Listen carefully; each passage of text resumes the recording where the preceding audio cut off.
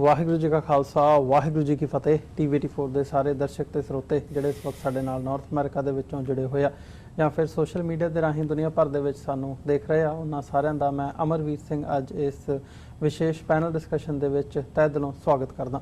Views, ਜਿੱਥੇ ਦੁਨੀਆ ਭਰ ਦਾ ਜਿਹੜਾ ਮੀਡੀਆ ਹੈ ਉਹਦੇ ਵਿੱਚ ਕਸ਼ਮੀਰ ਇਸ਼ੂ ਨੂੰ ਲੈ ਕੇ ਵਿਚਾਰ ਚਰਚਾ ਹੋ ਰਹੀ ਹੈ, ਡਿਬੇਟ ਹੋ ਰਹੀ ਹੈ, ਉਹਦੇ ਭਾਰਤ ਤੇ ਪਾਕਿਸਤਾਨ ਦੇ ਦਰਮਿਆਨ ਜਿਹੜੇ ਸਬੰਧ ਹੈਗੇ ਆ ਉਹ ਕਿਸ ਡਾਇਰੈਕਸ਼ਨ ਵੱਲ ਵਧ ਰਹੇ ਆ, ਇਸ ਦੇ ਉੱਤੇ ਵਿਚਾਰ ਚਰਚਾਵਾਂ ਹੋ ਰਹੀਆਂ ਨੇ। ਜਿੱਥੇ ਕਸ਼ਮੀਰ ਇਸ਼ੂ ਇਸ ਵਕਤ ਸੈਂਟਰ ਆਫ ਅਟੈਂਸ਼ਨ ਹੈ, ਉਸੇ ਨੂੰ ਮੁੱਖ ਰੱਖਦਿਆਂ ਹੋਇਆਂ ਹੁਣ ਜਿਹੜੀ ਯੂਨਾਈਟਿਡ ਨੇਸ਼ਨਸ ਜਨਰਲ ਅਸੈਂਬਲੀ ਦਾ ਸਾਲਾਨਾ ਇਜਲਾਸ ਹੋਣ ਜਾ ਰਿਹਾ ਹੈ। ਇੱਥੇ ਭਾਰਤ ਪਾਕਿਸਤਾਨ ਦੇ ਜਿਹੜੇ ਪ੍ਰਧਾਨ ਮੰਤਰੀ ਨੇ ਨਰਿੰਦਰ ਮੋਦੀ ਤੇ ਇਮਰਾਨ ਖਾਨ ਸਮੇਤ ਦੁਨੀਆ ਭਰ ਦੇ ਜਿਹੜੇ ਵਰਲਡ ਲੀਡਰਸ ਹੈਗੇ ਨੇ ਉਹਨਾਂ ਦੇ ਐਡਰੈਸ ਹੋਣੇ ਆ। ਸੋ ਇੱਥੇ ਇਸ ਵਕਤ ਦੁਨੀਆ ਭਰ ਦਾ ਜਿਹੜਾ ਮੀਡੀਆ ਹੈ ਉਹ ਬੈਠਿਆ ਹੋਇਆ ਤੇ ਦੇਖ ਰਿਹਾ ਹੈ ਕਿ ਇੱਥੋਂ ਕੀ ਜਿਹੜੀ ਲਾਈਨ ਹੈ ਉਹ ਨਿਕਲ ਸਕਦੀ ਹੈ ਤੇ ਆਉਣ ਵਾਲੇ ਸਮੇਂ ਦੇ ਵਿੱਚ ਜਿਹੜੀ ਕਸ਼ਮੀਰ ਇਸ਼ੂ ਨੂੰ ਮੁੱਖ ਰੱਖਦਿਆਂ ਹੋਇਆਂ ਕੀ ਡਾਇਰੈਕਸ਼ਨ ਲਈ ਜਾ ਸਕਦੀ ਹੈ।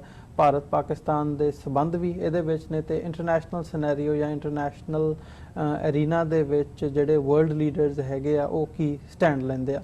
ਸੋ ਇਸੇ ਨੂੰ ਮੁੱਖ ਰੱਖਦਿਆਂ ਹੋਇਆਂ ਅੱਜ ਅਸੀਂ ਜਿਹੜੀ ਵਿਚਾਰ ਚਰਚਾ ਹੈਗੀ ਉਹਦੀ ਸ਼ੁਰੂਆਤ ਕਰਾਂਗੇ। ਖਾਸ ਤੌਰ ਤੇ ਉਹ ਸਾਊਥ ਏਸ਼ੀਅਨ ਕੰਟੈਕਸਟ ਦੇ ਵਿੱਚ ਹੋਵੇ ਜਾਂ ਇੱਥੇ ਹੁਣ ਨਰਿੰਦਰ ਮੋਦੀ ਜਦੋਂ ਪਹੁੰਚ ਰਹੇ ਆ ਤਾਂ ਪਾਕਿਸਤਾਨੀਆਂ ਵੱਲੋਂ, ਕਸ਼ਮੀਰੀਆਂ ਵੱਲੋਂ ਤੇ ਸਿੱਖਾਂ ਵੱਲੋਂ ਖਾਸ ਤੌਰ ਤੇ ਯੂਨਾਈਟ ਹੋ ਕੇ 21 ਤਰੀਕ ਦਾ ਜਿਹੜਾ ਦਿਨ ਹੈ ਉਦੋਂ ਹਿਊਸਟਨ ਦੇ ਵਿੱਚ ਜਿਹੜੀ ਰੈਲੀ ਹੈ ਉਹ ਰੱਖੀ ਗਈ ਹੈ ਤੇ ਫਿਰ 27 ਤਰੀਕ ਨੂੰ ਨਿਊਯਾਰਕ ਨੂੰ ਜਿਹੜੀ ਪ੍ਰੋਟੈਸਟ ਰੈਲੀ ਹੈ ਉਹ ਰੱਖੀ ਗਈ ਹੈ। ਸੋ ਇਹਦੇ ਤੇ ਵਿਚਾਰ ਚਰਚਾ ਦੇ ਲਈ ਅੱਜ ਸਾਡੇ ਨਾਲ ਸਲੀਮ ਮਲਿਕ ਸਾਹਿਬ ਸੀਨੀਅਰ ਜਰਨਲਿਸਟ ਨੇ, ਉਹ ਸਾਡੇ ਨਾਲ ਜੁੜੇ ਨੇ। ਡਾਕਟਰ ਅਮਰਜੀਤ ਸਿੰਘ ਵਿਸ਼ੇਸ਼ ਤੌਰ ਤੇ ਖਾਲਿਸਤਾਨ ਅਫੇਅਰਸ ਸੈਂਟਰ ਦੇ ਸੰਚਾਲਕ ਇਸ ਵਕਤ ਸਾਡੇ ਨਾਲ ਸਟੂਡੀਓ ਦੇ ਵਿੱਚ ਮੌਜੂਦ ਨੇ। ਆਓ ਇਹਨਾਂ ਦੋਵਾਂ ਸ਼ਖਸੀਅਤਾਂ ਦੇ ਨਾਲ ਮਿਲ ਕੇ ਅੱਜ ਦੀ ਇਸ ਵਿਚਾਰ ਚਰਚਾ ਦੀ ਸ਼ੁਰੂਆਤ ਕਰਦੇ ਹਾਂ। ਡਾਕਟਰ ਸਾਹਿਬ ਤੁਹਾਡਾ ਵੀ ਸਵਾਗਤ ਹੈ, ਮਲਿਕ ਸਾਹਿਬ ਸਵਾਗਤ ਹੈ। अस्सलाम वालेकुम, वाहिगुरू जी का खालसा वाहिगुरू जी की फतेह। हाँ डॉक्टर साहब, शुरुआत करिए सब तो पहला यूनाइटेड नेशन जनरल असैंबली तो गल शुरू करते हैं तो नाल ही नरेंद्र मोदी की जिहड़ी विजिट हैगी है अमरीका की, ये भी उस कंटैक्सट दे विच जदों असीं देखते हैं, किवें देखते हो कि एक्सपैक्टेशन हैगी है यूनाइटेड नेशन जनरल असैंबली का जिहड़ा इजलास होण जा रहा है, इहदे तो खास तौर पर जदों कश्मीर इस वक्त सेंटर ऑफ फोकस बनया होया।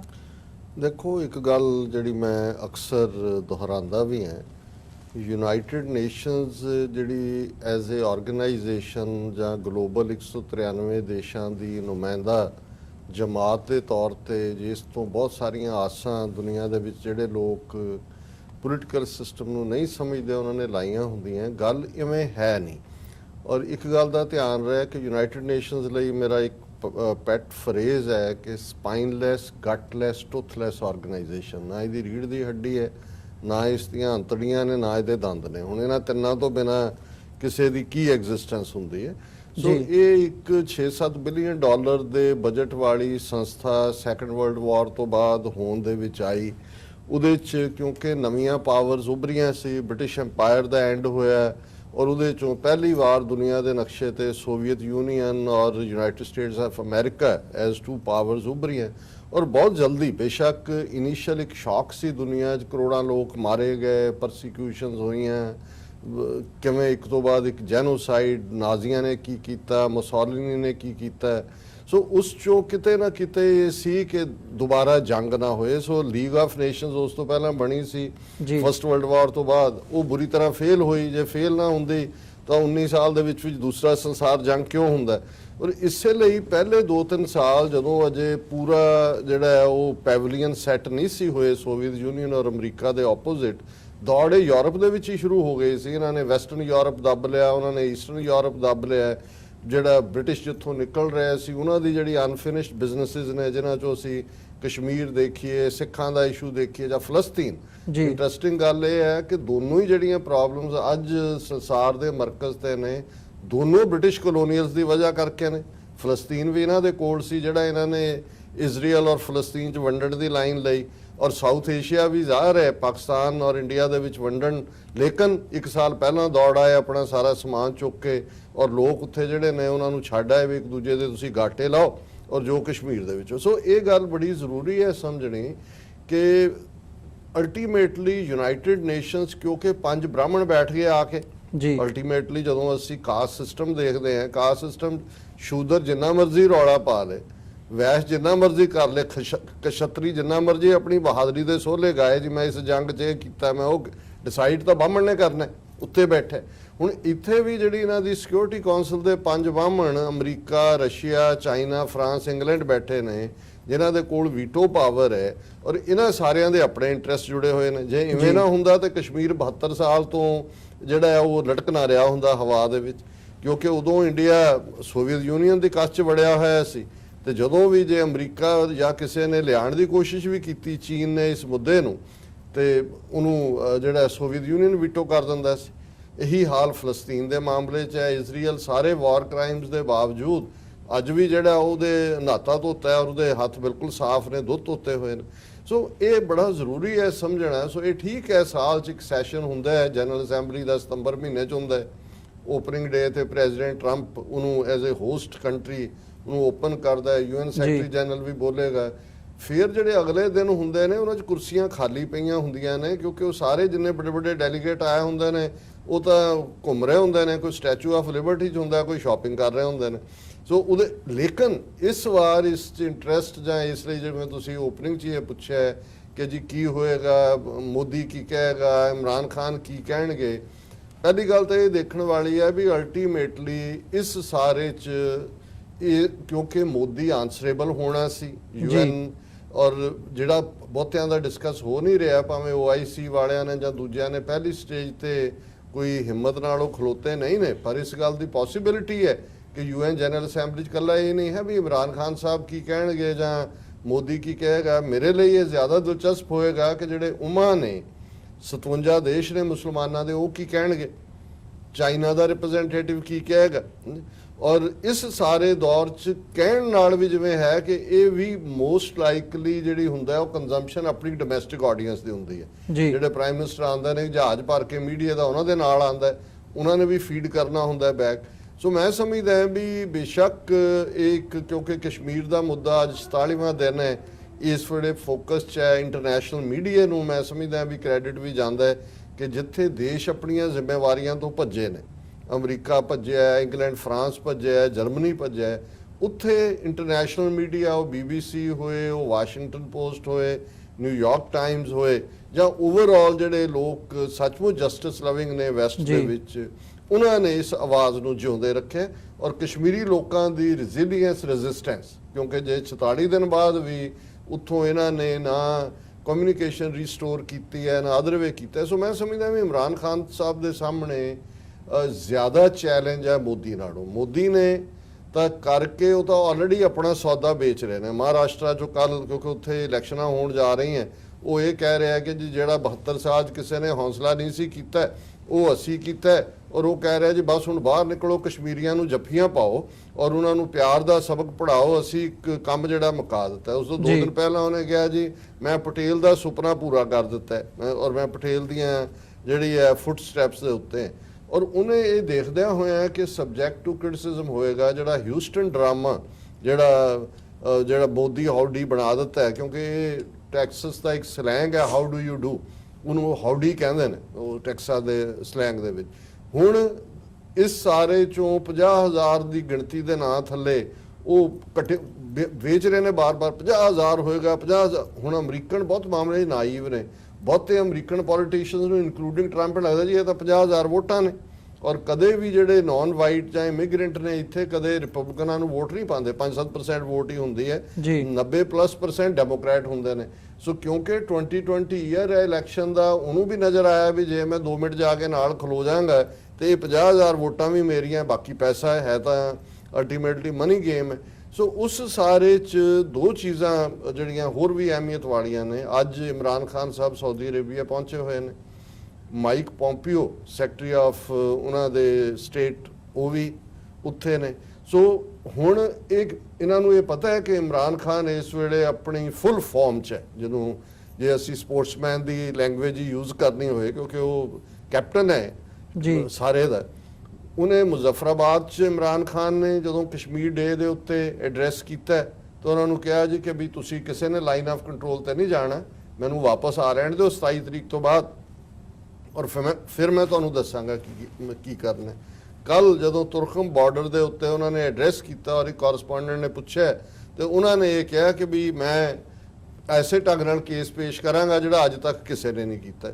ਸੋ ਮੈਂ ਸਮਝਦਾ ਕਈ ਵਾਰੀ ਕੁਝ ਚੀਜ਼ਾਂ ਡੋਮੈਸਟਿਕ ਕਰਾਊਡ ਲਈ ਵੀ ਹੁੰਦੀਆਂ ਨੇ, ਪਰ ਜ਼ਾਹਰ ਹੈ ਕਿ ਉਹਨਾਂ ਦਾ ਨੈਰੇਟਿਵ ਜਿਹੜਾ ਹੁਣ ਖਾਸ ਤੌਰ ਤੇ ਨਾਜ਼ੀ ਲਾਈਕ ਆਈਡੀਓਲੋਜੀ ਆਰਐਸਐਸ ਦੀ, ਔਰ ਦੂਸਰਾ ਪਾਰਟ ਜਿਹੜਾ ਹੈ ਕਿ ਵੀ ਕਸ਼ਮੀਰੀਆਂ ਦੇ ਲੋਕਾਂ ਦੇ ਹੱਕ ਉਹਨਾਂ ਦੇ ਉੱਤੇ ਹੋ ਰਿਹਾ ਜ਼ੁਲਮ 8 ਮਿਲੀਅਨ ਲੋਕਾਂ ਤੇ, ਔਰ ਉਹਨੂੰ ਕੋਟ ਕਰਨ ਦੇ ਲਈ ਹੁਣ ਵੈਸਟਰਨ ਮੀਡੀਆ ਹੀ ਇਨਫ ਹੈ।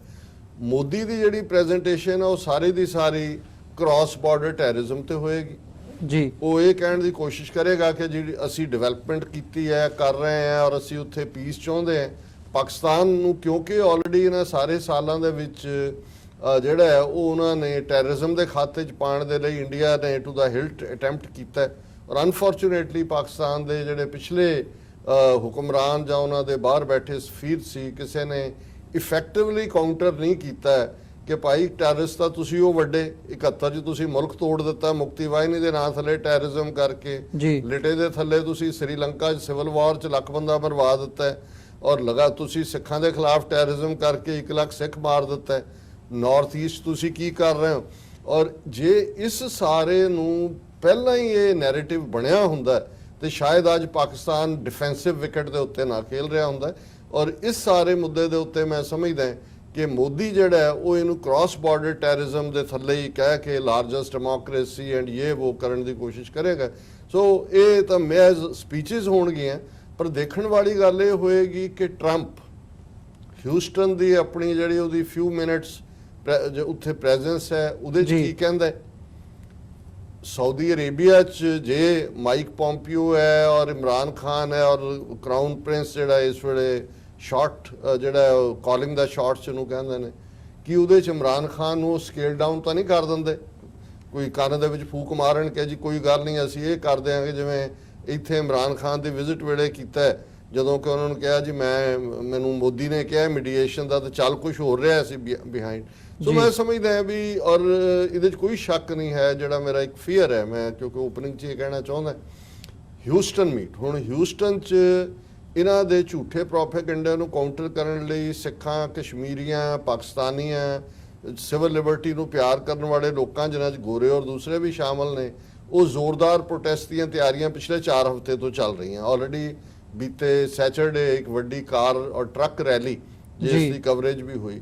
ਹੁਣ ਅਸੀਂ 2 ਦਿਨ ਤੋਂ ਦੇਖ ਰਹੇ ਹਾਂ, ਜੇ Times of India the story ਵੀ ਕੱਲ ਸੀ, ਉਸ ਤੋਂ ਪਹਿਲਾਂ ਇੱਕ ਵਾਸ਼ਿੰਗਟਨ ਪੋਸਟ ਆਰਟੀਕਲ ਉਹਦੇ ਥੱਲੇ ਕਮੈਂਟ ਜਿਹਦੇ 'ਚ ਆਰਐਸਐਸ ਵਾਲੇ ਜਿਹੜੇ ਨੇ ਉਹ ਇਹ ਕਹਿ ਰਹੇ ਨੇ ਜ਼ਾਹਰਾ ਤੌਰ ਤੇ ਉਹਨਾਂ ਦੇ ਬੰਦੇ ਕਿ ਜੀ ਜਿਹੜੀ ਹਿਊਸਟਨ ਪ੍ਰੋਟੈਸਟ ਹੈ ਉਹ ਵਾਇਲੈਂਟ ਹੋਏਗਾ, ਵਹਾਬੀ ਪਾਕਿਸਤਾਨ ਦੇ ਉੱਥੇ ਜਿਹੜੇ ਪਾਰਕਿੰਗ ਲੋਟਾਂ 'ਚ ਖੜੀਆਂ ਗੱਡੀਆਂ ਨੇ ਉਹਨਾਂ ਨੂੰ ਅੱਗ ਲਾ ਦੇਣਗੇ ਔਰ ਇਹ ਉਹ ਕਰ ਦੇਣਗੇ। ਹਾਲਾਂ ਸਾਡਾ ਫੀਅਰ ਇਹ ਹੈ ਕਿ ਵੀ ਇਸ ਵੇਲੇ ਜੋ ਫੋਕਸ ਚੱਲ ਰਿਹਾ, ਬੇਸ਼ੱਕ ਉਹ 40,000 ਇਕੱਠਾ ਕਰਦੇ ਨੇ ਕਿ 30,000 ਕਰਦੇ ਨੇ, ਪਰ ਉਹਦਾ ਫਾਇਦਾ ਜਿਹੜੇ ਪ੍ਰੋਟੈਸਟ ਕਰਨ ਵਾਲੀਆਂ ਸਾਡੀਆਂ ਧਿਰਾਂ ਨੇ ਉਹਨਾਂ ਨੂੰ ਵੀ ਇਹ ਹੋਏਗਾ ਕਿ ਪਹਿਲੀ ਵਾਰ ਹੋਏਗਾ ਕਿ ਸਾਰਾ ਮੀਡੀਆ ਜਿਹੜਾ ਅਮਰੀਕਨ ਹੈ ਉਹ ਵੀ ਉਹਨੂੰ ਕਵਰ ਕਰੇਗਾ, ਦੂਸਰੀ ਸਾਈਡ ਵੀ ਸੁਣੀ ਜਾਏਗੀ।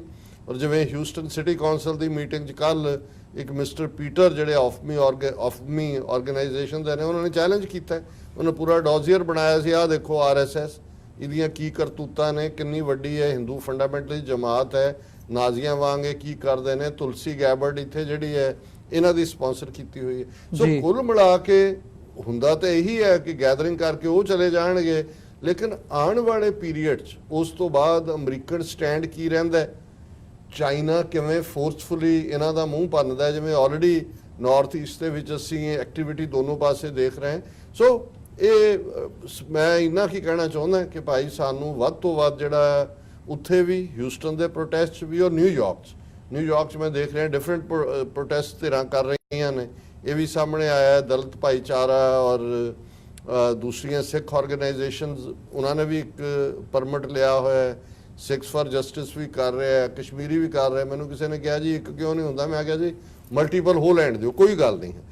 ਐਜ਼ ਲੌਂਗ ਐਜ਼ ਮੈਸੇਜ ਇਹ ਜਾਂਦਾ ਹੈ ਕਿ ਭਾਈ ਇੰਨੇ ਲੋਕ ਨੇ ਜਿਹੜੇ ਤੁਹਾਡੇ ਇਸ ਹਿੰਦੂ ਫਾਸ਼ਿਜ਼ਮ ਨੂੰ, ਹਿੰਦੂ ਨਾਜ਼ੀਜ਼ਮ ਨੂੰ ਜਿਹੜਾ ਉਹ ਰਿਜੈਕਟ ਕਰਦੇ ਨੇ, ਔਰ ਇਸ ਸਾਰੇ ਨੇ ਸਾਨੂੰ ਸਿੱਖਾਂ, ਮੁਸਲਮਾਨਾਂ, ਕਸ਼ਮੀਰੀਆਂ, ਪਾਕਿਸਤਾਨੀਆਂ ਨੂੰ ਇੱਕ ਫਰੰਟ ਤੇ ਲੈ ਆਂਦਾ, ਕਿਉਂਕਿ ਕਸ਼ਮੀਰੀਆਂ ਦੀ ਪੇਨ ਸਿੱਖਾਂ ਤੋਂ ਜ਼ਿਆਦਾ ਹੋਰ ਕੋਈ ਨਹੀਂ ਚੰਗੀ ਤਰ੍ਹਾਂ ਸਮਝ ਸਕਦਾ ਉਸ ਮੁਲਕ ਦੇ ਵਿੱਚ ਕਿਉਂਕਿ ਅਸੀਂ ਉਸ ਪੀੜ ਨੂੰ ਆਪਣੇ ਪਿੰਡੇ ਤੇ ਹੰਡਾਇਆ ਹੋਇਆ ਹੈ ਪਿਛਲੇ 4 ਦਹਾਈਆਂ ਤੋਂ ਔਰ ਲਗਾਤਾਰਤਾ ਨਾਲ ਹੰਡਾ ਰਹੇ। ਜੀ ਮਲਿਕ ਸਾਹਿਬ, ਤੁਸੀਂ ਕਿਵੇਂ ਦੇਖਦੇ ਹੋ ਇਹ ਜਿਹੜੀ ਯੂਨਾਈਟਿਡ ਨੇਸ਼ਨ ਜਨਰਲ ਅਸੈਂਬਲੀ ਦਾ ਇਜਲਾਸ ਹੋਣ ਜਾ ਰਿਹਾ ਹੈ? ਇੱਥੇ ਸਪੀਚਸ ਆਬਵੀਅਸਲੀ ਡਾਕਟਰ ਸਾਹਿਬ ਨੇ ਵੀ ਜ਼ਿਕਰ ਕੀਤਾ ਹੋਣੀਆਂ ਨੇ, ਤੇ ਖਾਸ ਤੌਰ ਤੇ ਜਿਹੜੀ ਹਿਊਸਟਨ ਦੀ ਗੱਲ ਹੈਗੀ ਹੈ, ਹਿਊਸਟਨ ਦੇ ਵਿੱਚ ਮੋਦੀ ਨੇ ਐਡਰੈਸ ਕਰਨਾ ਤੇ ਉੱਥੇ ਨਾਲ ਟਰੰਪ ਸਾਹਿਬ ਨੇ ਵੀ ਜੁਆਇਨ ਕਰਨਾ ਤੇ ਨਾਲ ਪ੍ਰੋਟੈਸਟ ਦੀ ਵੀ ਲਾਈਨ ਬਰਾਬਰ ਜਾਰੀ ਹੈ।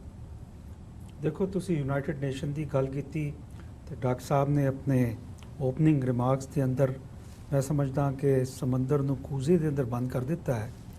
ਤੇ ਯੂਨਾਈਟਿਡ ਨੇਸ਼ਨ, ਮੈਂ ਤਕਰੀਬਨ 94 ਦੇ ਬਾਅਦ ਇੱਥੇ ਯੂਨਾਈਟਿਡ ਨੇਸ਼ਨ ਦੇ ਅੰਦਰ ਜਾਣਾ ਸ਼ੁਰੂ ਹੋਇਆ ਤੇ ਇਹੀ ਦੇਖਿਆ ਕਿ ਥਰਡ ਵਰਲਡ ਕੰਟਰੀਜ਼ ਦੇ ਜਿੰਨੇ ਵੀ ਰਾਸ਼ਟਰਪਤੀ, ਪ੍ਰਧਾਨ ਮੰਤਰੀ ਤੇ ਫੋਰਨ ਸੈਕਟਰੀਜ਼ ਦੇ ਫੋਰਨ ਮਿਨਿਸਟਰਸ, ਉਹ ਇੱਥੇ ਜਦੋਂ UNGA United nation general assembly ਦੇ ਸੈਪਟੈਂਬਰ ਦੇ ਸੈਸ਼ਨ ਦੇ ਅੰਦਰ ਆਉਂਦੇ ਸੀ ਤੇ ਨਿਊਯਾਰਕ ਦੇ ਜਿਹੜੇ ਸਭ ਤੋਂ ਮਹਿੰਗੇ ਹੋਟਲ ਆ ਜਿਨ੍ਹਾਂ ਵਿੱਚੋਂ ਵਾਲਡੋਰਫ ਅਸਟੋਰੀਆ ਤੇ ਪਲਾਜ਼ਾ, ਉਹ ਥਰਡ ਵਰਲਡ ਕੰਟਰੀਜ਼ ਦੇ ਜਿੰਨੇ ਪ੍ਰਾਈਮ ਮਿਨਿਸਟਰਸ ਤੇ ਪ੍ਰੈਜ਼ੀਡੈਂਟ ਸੀ, ਉਹਨਾਂ ਦੇ ਜਿਹੜੇ ਮਹਿੰਗੇ ਸੂਟ ਸੀ ਜਿਨ੍ਹਾਂ ਦਾ ਕਿਰਾਇਆ ਇੱਕ ਦਿਨ ਦਾ ਘੱਟ ਤੋਂ ਘੱਟ 10 ਤੋਂ 20 ਹਜ਼ਾਰ ਡਾਲਰ, ਉਸ ਤੋਂ ਵੀ ਜ਼ਿਆਦਾ ਹੁੰਦਾ ਸੀ, ਉੱਥੇ ਉਹ ਠਹਿਰਦੇ ਸੀ। ਉਹਨਾਂ ਦੀ ਬੇਗਮਾਤ ਤੇ ਨਾਲ ਜਿਹੜਾ ਜਹਾਜ਼ ਭਰ ਕੇ ਆਂਦਾ ਸੀ ਉਹਨਾਂ ਦੇ, ਯਾਨੀ ਜੋ ਜ਼ਫਰੇ ਯਾਨੀ ਫੌਜ ਹੁੰਦੀ ਹੈ ਉਹਨਾਂ ਦੀ, ਤੇ ਉਹ ਇਹ ਦੇਖਦੇ ਸੀ ਕਿ ਕੋਈ ਕਾਰਕਰਦਗੀ ਨਹੀਂ ਹੁੰਦੀ ਸੀ। ਬੇਗਮਾਤ ਤੇ ਉਹਨਾਂ ਦੀ ਫੈਮਲੀਆਂ ਅਪਸਟੇਟ ਨਿਊਯਾਰਕ ਜਾ ਕੇ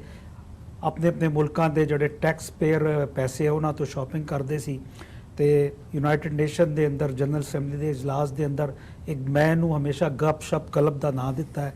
ਗੱਪਸ਼ਪ ਕਲੱਬ ਦੇ ਅੰਦਰ ਪਹਿਲੇ 1-2 ਦਿਨ ਰੌਣਕ ਕਿਉਂਕਿ ਉੱਥੇ ਹੁੰਦੇ ਸੀ। ਉੱਥੇ ਦੁਨੀਆ ਦੇ ਅਮਰੀਕਾ ਚੂੰਕਿ ਦੁਨੀਆ ਦਾ ਇਸ ਵੇਲੇ ਕੱਲਾ ਸੁਪਰ ਪਾਵਰ ਹੈ ਤੇ ਉੱਥੇ ਜਨਾਬ ਬਾਦਸ਼ਾਹ ਸਲਾਮਤ ਅਮਰੀਕਾ ਨੂੰ ਉੱਥੇ ਹਾਜ਼ਰੀ ਦੇ ਕੇ ਆਪਣੀ ਵਫਾਦਾਰੀ ਦਾ ਮਨਾਦੀ ਕਰਾਈ ਜਾਂਦੀ ਸੀ। ਤੇ ਉਹਦੇ ਇਲਾਵਾ ਕੋਈ ਕਾਰਕਰਦਗੀ ਨਹੀਂ ਸੀ। ਅਗਰ ਗੁਜ਼ਿਸ਼ਤਾ ਤੁਸੀਂ 40 ਸਾਲ ਦੀ ਇੰਟਰਨੈਸ਼ਨਲ ਪੋਲਿਟਿਕਸ ਦੇਖੋ ਤੇ ਸੋਵੀਅਤ ਯੂਨੀਅਨ ਜਦੋਂ ਅਫਗਾਨਿਸਤਾਨ ਦੇ ਬਾਅਦ ਆਇਆ, ਉਹਦੇ ਬਾਅਦ 10 ਸਾਲ ਬਾਅਦ ਉਹ ਸ਼ਿਕست ਖਾਦੀ, 15 ਹੋਰ ਮੁਲਕ ਬਣੇ। ਉਹਦੇ ਬਾਅਦ ਦੇਖਿਆ ਕਿ ਅਮਰੀਕਾ ਕੋਈ ਇਸ ਕਿਸਮ ਦਾ ਮੁੱਦਾ ਜਿਹੜਾ ਕਮਜ਼ੋਰ ਮੁਲਕਾਂ ਤੇ ਜ਼ਿਆਦਤੀ ਦਾ ਹੈ, ਜਿਸ ਡਾਕਟਰ ਸਾਹਿਬ ਨੇ ਫਰਮਾਇਆ ਕਿ ਇਸਰਾਈਲ ਦਾ ਜਾਂ ਕਸ਼ਮੀਰ ਦਾ ਜਾਂ ਬੋਸਨੀਆ ਦਾ, ਮੈਂ ਇਸ ਕਰਕੇ ਕਹਾਂਗਾ ਹੱਲ ਹੋਇਆ ਕਿ ਉੱਥੇ ਚੂੰਕਿ ਨਾਲ ਦੇ ਜਿੰਨੇ ਗਵਾਂਢੀ ਮੁਲਕ ਸੀ ਉਹ ਸਾਰੇ ਇੱਕੋ ਕਿਸਮ ਦੀ ਨਸਲ ਦੇ ਲੋਕ ਸੀ ਜੀ, ਤੇ ਉਹ ਕੋਸੋਵਾ ਦਾ ਮਸਲਾ ਹੱਲ ਕਰਾਇਆ। ਲੇਕਿਨ ਇਸ तमाम ਸਿਨੈਰੀਓ ਦੇ ਅੰਦਰ ਯੂਨਾਈਟਿਡ ਨੇਸ਼ਨ ਸਿਰਫ ਇੱਕ ਗੱਪਸ਼ਪ ਕਲੱਬ ਰਹਿ ਗਿਆ ਤੇ ਮਹਿੰਗੇ ਹੋਟਲਾਂ ਦੇ ਅੰਦਰ ਠਹਿਰਨਾ, ਮਹਿੰਗੇ ਰੈਸਟੋਰੈਂਟਾਂ ਦੇ ਅੰਦਰ ਖਾਣੇ ਖਾਣਾ, ਇਹ ਜਿੰਨੇ ਵੀ ਵਫਦ ਆਉਂਦੇ ਆ, ਨਾਲ ਇੱਕ ਮੀਡੀਆ ਦੀ ਜਿਹੜੇ ਹਮਨਵਾ ਉਹਨਾਂ ਦੇ ਸਹਾਫੀ ਹੁੰਦੇ ਆ, ਜਰਨਲਿਸਟ, ਉਹਨਾਂ ਦੀ ਫੌਜ ਲੈ ਕੇ ਆਣੀ ਤੇ ਉਹਨਾਂ ਨੇ ਆਪਣੇ ਆਪਣੇ ਮੁਲਕਾਂ ਦੇ ਅੰਦਰ, ਚਾਹੇ ਪਾਕਿਸਤਾਨ ਹੋਏ ਜਾਂ ਦੁਨੀਆ ਦੇ ਜਿੰਨੇ ਵੀ ਥਰਡ ਵਰਲਡ ਕੰਟਰੀ, ਉਹਨਾਂ ਨੇ ਉੱਥੇ ਰੋਜ਼ ਜਿਹੜੀ ਰਿਪੋਰਟਿੰਗ ਕਰਨੀ, ਉਹਨਾਂ ਨੇ ਇਹ ਦੱਸਣਾ ਕਿ ਸਾਡੇ ਮੁਲਕ ਦੇ ਪ੍ਰਧਾਨ ਮੰਤਰੀ ਨੇ ਜਾਂ ਸਦਰ ਨੇ ਜਨਾਬ ਅਮਰੀਕਾ ਬਹਾਦਰ ਤੋਂ ਯਾਨੀ तमाम मुज़ाकरात कामयाब, हर चीज़ कामयाबी की मसला तय कर गई। ये 2-3 हफ्ते के खाबे खा के वापस चले जाना तो ये अलावा थर्ड वर्ल्ड कंट्रीज़ को कुछ नहीं मिलिया। एर की इस करके 74 जनरल असैंबली का सैशन अहमियत इख्तियार कर गया साढ़े पॉइंट ऑफ व्यू तो, क्योंकि ये जड़ा 5 अगस्त को रियासती दहशतगर्दी दस्तूरी दहशतगर्दी जी भारत ने लोक सभा के जरिए मकबूजा कश्मीर के अंदर की 3 हिस्सों ने तकसीम कर दिता तो यदा चूँकि तलक पाकिस्तानियों के नाल भी है, सिखों के नाल भी है। तो जिस तरह डॉक्टर साहब ने फरमाया कि जून 84 के बाद जिस तरह सिख कौम की एथनिक क्लिनजिंग की गई तो ये दुख जो कुछ 35 साल के अंदर एक पंजाब की कम्यूनिटी के नाल कीता इंडिया रियासत ने, तो वो समझते हैं कि जो कुछ 5 अगस्त के बाद मकबूजा कश्मीर में जिस तरह अंडर सीज कर दिता गया है और जिस तरह वो जीन का हक खो लिया है, तो शायद इमरान खान आ रहा है जोड़ा कि सऊदी अरब वाया सऊदी अरब इत्थे पहुँच रहा है। तो शायद कोई 27 सितंबर को जो सवेरे नरेंद्र मोदी पहले खिताब करेगा गालबन 9:15 तो वो बाद अल्फाबैट के हिसाब के नाल पाकिस्तान का नंबर आएगा तो इमरान खान को टाइम होएगा कि वो जवाबी तकरीर के अंदर की बाउंस बैक करता है। इमरान खान को या पाकिस्तान को इस वेले कोई चॉइस नहीं है। इमरान खान की जो भी तकरीर होएगी, जो तकरीर ਫੋਰਨ ਆਫਿਸ ਤੋਂ ਲਿਖੀ ਜਾਏਗੀ ਜਾਂ ਯੂਨਾਈਟਿਡ ਨੇਸ਼ਨ ਦੇ ਪਰਮਨੈਂਟ ਰਿਪਰੈਜ਼ੈਂਟੇਟਿਵ ਇੱਥੇ ਜੋ ਕੁਝ ਉਹਨਾਂ ਨੂੰ ਇੱਕ ਸਮਰੀ ਦੇਵਾਂਗੇ, ਜੀ। ਉਹਦੇ ਅੰਦਰ ਮੈਂ ਸਮਝਦਾ ਕਿ ਸਟ੍ਰਾਈਕ ਹੋਏਗੀ, ਜਾਰੀਅਤ ਹੋਏਗੀ। ਉਸ ਤਕਰੀਰ ਦੇ ਅੰਦਰ ਦੁਨੀਆ ਦੇ ਜਿਹੜੇ ਫਸਟ ਵਰਲਡ ਕੰਟਰੀਜ਼ ਆ, ਵੀਟੋ ਪਾਵਰਜ਼ ਆ ਜਾਂ G7 G20, ਉਹਨਾਂ ਨੂੰ ਇਹ ਪੈਗਾਮ ਦਿੱਤਾ ਜਾਏਗਾ ਕਿ ਤੁਸੀਂ ਇਸ ਮੁੱਦੇ ਤੇ ਯਾਨੀ ਕੋਈ ਕੁਝ ਕਰੋ, ਨਹੀਂ ਤੇ ਮੁਮਕਿਨਾ ਜੰਗ ਆਸਤੇ ਪਾਕਿਸਤਾਨ ਜ਼ਹਿਨੀ ਤੌਰ ਤੇ ਤਿਆਰ ਹੈ। ਇਹ ਬੇਸਿਕ ਮੈਸੇਜ ਇਮਰਾਨ ਖਾਨ ਲੈ ਕੇ ਆਏਗਾ ਜੀ। ਔਰ ਇਹ ਜਿਹੜੀ ਡਿਵੈਲਪਮੈਂਟ ਉਹਦੇ ਨਾਲ ਸਾਊਦੀ ਅਰਬ ਦੇ ਅੰਦਰ ਹੋਈ ਤੇ ਮਾਈਕ ਪੋਂਪੀਓ ਵੀ ਉੱਥੇ ਪਹੁੰਚੇ ਆ ਤੇ ਸਾਊਦੀ ਜਿਹੜਾ ਵਲੀ ਹੈ ਤੇ ਮੁਹੰਮਦ ਬਿਨ ਸਲਮਾਨ, ਉਹਦੀ ਮੀਟਿੰਗ ਦੇ ਬਾਅਦ ਇਮਰਾਨ ਖਾਨ ਨੂੰ ਮੈਸੇਜ ਜੋ ਦਿੱਤਾ ਗਿਆ ਹੈ, ਮੈਂ ਸਮਝਦਾ ਉਹ ਮੈਸੇਜ ਇਹੀ ਹੈ ਕਿ ਥੋੜਾ ਵੇਟ ਐਂਡ ਸੀ। ਲੇਕਿਨ ਇਸ ਵੇਲੇ ਚੂੰਕਿ ਬਾਰਡਰ ਦੀ ਸੂਰਤ ਹਾਲ ਇਦਾਂ ਦੀ ਨਹੀਂ ਹੈ ਕਿ ਪਾਕਿਸਤਾਨ ਵੇਟ ਐਂਡ ਸੀ ਕਰੇ। ਉਹਦਾ ਮੁਜ਼ਾਹਰਾ ਕੱਲ ਆਜ਼ਾਦ ਜੰਮੂ ਐਂਡ ਕਸ਼ਮੀਰ ਦੇ ਜਿਹੜੇ ਪ੍ਰਾਈਮ ਮਿਨਿਸਟਰ ਆ ਉਹਨਾਂ ਨੇ ਰਾਜਾ ਫਾਰੂਕ ਹੈਦਰ, ਉਹਨਾਂ ਨੇ ਜਿਹੜੀ ਕੱਲ ਪਾਕਿਸਤਾਨ ਦੇ ਅੰਦਰ ਤਕਰੀਰ ਕੀਤੀ ਆ, ਉਸ ਤਕਰੀਰ ਨੇ ਪਾਕਿਸਤਾਨ ਦੇ 22 ਕਰੋੜ ਲੋਕਾਂ ਨੂੰ ਹਿਲਾ ਦਿੱਤਾ ਹੈ। ਬਲਕਿ ਉਹਨੇ ਕਿਹਾ ਹੈ ਕਿ ਡਾਲਰਾਂ ਦੀ ਹਵਿਸ ਨੂੰ ਛੱਡ ਕੇ ਕਸ਼ਮੀਰੀ ਜਿਹੜੇ ਉੱਥੇ ਆ, ਜਦੋਂ ਦਸਤਕ ਉਹਨਾਂ ਦੇ ਘਰਾਂ ਦੇ ਅੰਦਰ ਹੁੰਦੀ ਆ ਮਕਬੂਜ਼ਾ ਕਸ਼ਮੀਰ ਤੇ ਉਹ ਪੁੱਛਦੇ ਆ ਕਿ ਪਾਕਿਸਤਾਨ ਦੀ ਫੌਜ ਆ ਗਈ ਹੈ। ਤੇ ਜਿਸ ਕਿਸਮ ਦਾ ਮਾਹੌਲ ਉੱਥੇ ਰਾਜਾ ਫਾਰੂਕ ਹੈਦਰ ਸਾਹਿਬ ਦੀ ਤਕਰੀਰ ਦੇ ਬਾਅਦ ਪਾਕਿਸਤਾਨ ਦੇ ਅੰਦਰ ਹੋਇਆ, ਮੈਂ ਸਮਝਦਾ ਯੂਨਾਈਟਿਡ ਨੇਸ਼ਨ ਦੇ ਅੰਦਰ ਇਮਰਾਨ ਖਾਨ ਤੇ ਉਹਦਾ ਵਫਦ ਜਿਹੜਾ ਹੈ ਉਹ ਮਾਜ਼ੀ ਦੀ ਤਰ੍ਹਾਂ ਜਿਸ ਤਰ੍ਹਾਂ ਹੁਕਮਰਾਨ ਆਂਦੇ ਸੀ ਔਰ ਖਾਬੇ ਤੇ ਮਹਿੰਗੇ ਸੂਟ ਤੇ ਸ਼ਾਪਿੰਗਾਂ ਤੇ ਹੱਲਾ ਗੁੱਲਾ ਤੇ ਫੋਟੋ ਸੈਸ਼ਨ, ਅਮਰੀਕਾ ਦੇ ਸਦਰ ਦੇ ਨਾਲ ਫੋਟੋ ਸੈਸ਼ਨ ਜਿਹੜਾ ਹੈ ਉਹ ਥਰਡ ਵਰਲਡ ਕੰਟਰੀ ਦੇ ਕਿਸੇ ਵੀ ਸਦਰ ਜਾਂ ਵਜ਼ੀਰੇ ਵਾਸਤੇ ਆਉਣ ਵਾਲੇ ਅਗਲੇ 2-3 ਸਾਲਾਂ ਦੀ ਗਾਰੰਟੀ ਹੁੰਦੀ ਸੀ ਕਿ ਉਹਨਾਂ ਦਾ ਸਿੰਘਾਸਨ ਜਿਹੜਾ ਹੈ ਉਹ ਕਾਇਮ ਰਹੇਗਾ। ਇਸ ਰਵਿਸ਼ ਤੋਂ ਪਾਕਿਸਤਾਨ ਨੂੰ ਨਿਕਲਣਾ ਪਏਗਾ। ਇਮਰਾਨ ਖਾਨ ਮੈਂ ਸਮਝਦਾ ਕਿ ਜਦੋਂ ਡੋਨਲਡ ਟਰੰਪ ਦੇ ਨਾਲ ਵੀ ਜੋ ਮੁਲਾਕਾਤ ਅਕਵਾਮ ਮੁਤਹਿਦਾ ਦੀ ਰਾਹਦਾਰੀ ਦੇ ਅੰਦਰ ਹੋਏਗੀ ਜਾਂ ਜੋ ਵੀ ਕੋਈ 15-20 ਮਿੰਟ ਦੀ ਮੀਟਿੰਗ ਹੋਏਗੀ, ਉਹਦੇ ਅੰਦਰ ਟਰੰਪ ਨੇ ਉਹਨੂੰ ਇਹੀ ਕਹਿਣਾ ਕਿ ਥੋੜਾ ਜਿਹਾ ਯਾਨੀ ਨਾ ਵੇਟ ਕਰ। ਲੇਕਿਨ ਮੈਂ ਸਮਝਦਾ ਕਿ ਇਸ ਵੇਲੇ ਇਮਰਾਨ ਖਾਨ ਤੇ ਪਾਕਿਸਤਾਨ ਕੋਲ ਕੋਈ ਚੁਆਇਸ ਨਹੀਂ ਆ। ਉਹ ਉਹਨਾਂ ਦੀ ਜਿਹੜੀ ਸਪੀਚ ਹੋਏਗੀ ਉਹ ਜ਼ਿਆਦਾ ਐਗਰੈਸਿਵ ਹੋਏਗੀ। ਤੇ ਜਿਹੜਾ ਤੁਸੀਂ ਹੂਸਟਨ ਦੇ ਅੰਦਰ 22 ਸਤੰਬਰ ਨੂੰ ਜਿਹੜਾ ਇਕੱਠ ਕਰ ਰਹੇ ਆ RSS ਦੇ ਲੋਕ, ਤੇ ਉਹਦੇ ਬਾਰੇ ਵਿੱਚ ਇਹ ਹੈ ਕਿ ਉੱਥੇ ਫਿਰ ਉਸੇ ਗਿਣਤੀ ਦੇ ਹਿਸਾਬ ਨਾਲ ਸਿੱਖਾਂ ਦੀ ਤਨਜ਼ੀਮਾਂ, ਪਾਕਿਸਤਾਨੀ ਤੇ ਕਸ਼ਮੀਰੀ ਜਿਹੜੇ ਆ ਉਹ ਉੱਥੇ ਐਜੀਟੇਸ਼ਨ ਤੇ ਪ੍ਰੋਟੈਸਟ ਵਾਸਤੇ ਉਹਨਾਂ ਦੀ ਵੀ ਤਿਆਰੀਆਂ ਜਿਹੜੀਆਂ ਹੈ। ਲੇਕਿਨ ਆਉਣ ਵਾਲੇ ਚੰਦ ਦਿਨਾਂ ਦੇ ਅੰਦਰ ਔਰ ਖਾਸ ਤੌਰ ਤੇ 22 ਸਤੰਬਰ ਦੇ ਪ੍ਰੋਟੈਸਟ ਦੇ ਬਾਅਦ ਪਾਕਿਸਤਾਨ ਤੇ ਇੰਡੀਆ ਦੇ ਦੋਵੇਂ ਜਿਹੜੀ ਇੱਥੇ ਕਮਿਊਨਿਟੀਆਂ ਜਿਹੜੀ ਲੱਖਾਂ ਦੇ ਹਿਸਾਬ ਨਾਲ ਅਮਰੀਕਾ ਦੇ ਅੰਦਰ, ਤੇ ਉਹ ਦੋਵਾਂ ਮੁਲਕਾਂ ਦੇ ਜਿਹੜੇ ਪ੍ਰਧਾਨ ਮੰਤਰੀ ਆ ਉਹਨਾਂ ਦੀ ਬਾਡੀ ਲੈਂਗੁਏਜ ਤੇ ਲਾਈਨ ਐਂਡ ਲੈਂਥ ਜਿਹੜੀ ਆ ਉਹ ਸਾਹਮਣੇ ਆਏਗਾ। ਤੇ ਮੈਂ ਸਮਝਦਾ ਕਿ ਇਹ ਜਿਹੜਾ 74 ਸੈਸ਼ਨ ਜਨਰਲ ਅਸੈਂਬਲੀ ਦਾ ਹੈ, ਇਹ ਰਵਾਇਤੀ ਗੱਪਸ਼ਪ ਕਲੱਬ ਦੇ ਇਲਾਵਾ ਕੁਝ ਨਹੀਂ ਹੋਏਗਾ, ਕਿਉਂਕਿ ਇਹ ਕਲੱਬ ਪਹਿਲੀ ਫਸਟ ਵਰਲਡ ਵਾਰ ਦੇ ਬਾਅਦ ਵੀ ਜਿਸ ਤਰ੍ਹਾਂ ਡਾਕਟਰ ਸਾਹਿਬ ਨੇ ਕਿਹਾ ਕਿ 1917 ਦੇ ਅੰਦਰ ਲੀਗ ਆਫ ਨੇਸ਼ਨ ਦੇ ਨਾਂ ਤੇ ਬਣਾਇਆ ਗਿਆ ਸੀ, ਲੇਕਿਨ ਉਹ 19 ਸਾਲ ਦੁਨੀਆ ਦੇ ਅਮਨ ਨੂੰ ਨਹੀਂ ਰੋਕ ਸਕਿਆ। ਉਹਦੇ ਬਾਅਦ 1945 ਦੇ ਅੰਦਰ ਚੁੱਕੇ ਦੁਨੀਆ ਦਾ ਨਕਸ਼ਾ ਤਬਦੀਲ ਕਰ ਦਿੱਤਾ ਗਿਆ, ਜਿੱਥੇ 19ਵੀਂ ਸਦੀ ਦੇ ਬਾਰੇ ਵਿੱਚ ਕਿਹਾ ਜਾਂਦਾ ਕਿ ਉਹ ਇਜਾਦਾਤ ਦੀ ਸਦੀ ਸੀ, ਲੇਕਿਨ ਉਹ ਖਾਨਾ ਜੰਗੀ ਦੇ ਹਿਸਾਬ ਨਾਲ ਤੇ ਹਿਊਮਨ ਮਾਸ ਕਿਲਿੰਗ ਦੇ ਹਿਸਾਬ ਨਾਲ ਵੀ ਉਹ ਤਾਰੀਖ ਦੀ ਮੈਂ ਸਮਝਦਾ ਕਿ ਇੱਕ ਵੱਡੀ ਸਦੀ ਸੀ, ਜਿੱਥੇ ਕਰੋੜਾਂ ਦੇ ਹਿਸਾਬ ਨਾਲ ਲੋਕ ਮਾਰੇ ਗਏ ਜੰਗਾਂ ਦੀ ਸੂਰਤ ਦੇ ਅੰਦਰ।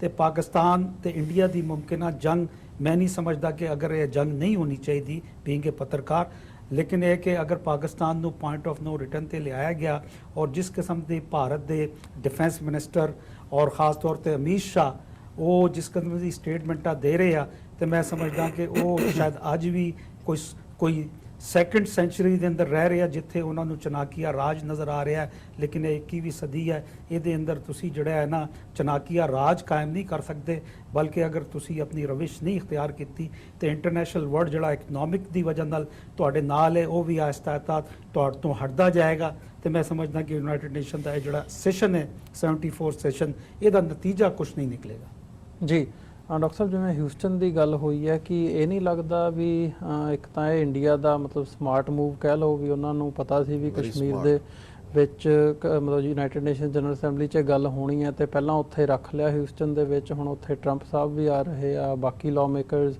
ਕਾਂਗਰਸਮੈਨ ਤੇ ਸੈਨੇਟਰਸ ਵੀ ਆ ਰਹੇ ਆ, ਤੇ ਫਿਰ ਮਤਲਬ ਇੱਕ ਜਿਹੜਾ ਇੰਪ੍ਰੈਸ਼ਨ ਕ੍ਰੀਏਟ ਕਰਨ ਦੀ ਲਾਈਨ ਹੈ, ਤੇ ਉੱਥੇ ਹੀ ਇੱਕ ਦੂਜਾ ਸਵਾਲ ਇਹ ਉੱਠਦਾ ਵੀ ਕੀ ਅਮਰੀਕਾ ਵੀ ਇਸ ਦੇ ਵਿੱਚ ਭਾਰਤ ਦੇ ਨਾਲ ਰਲਿਆ, ਜਾਂ ਕਸ਼ਮੀਰ ਦੇ ਪ੍ਰਤੀ ਜਿਹੜਾ ਅਮਰੀਕਾ ਦਾ ਸਟੈਂਡ ਹੈ ਉਹ ਵੀ ਕਿਤੇ ਨਾ ਕਿਤੇ ਸੌਫਟ ਲਾਈਨ ਤੇ ਹੁੰਦਾ ਨਜ਼ਰ ਆਉਂਦਾ?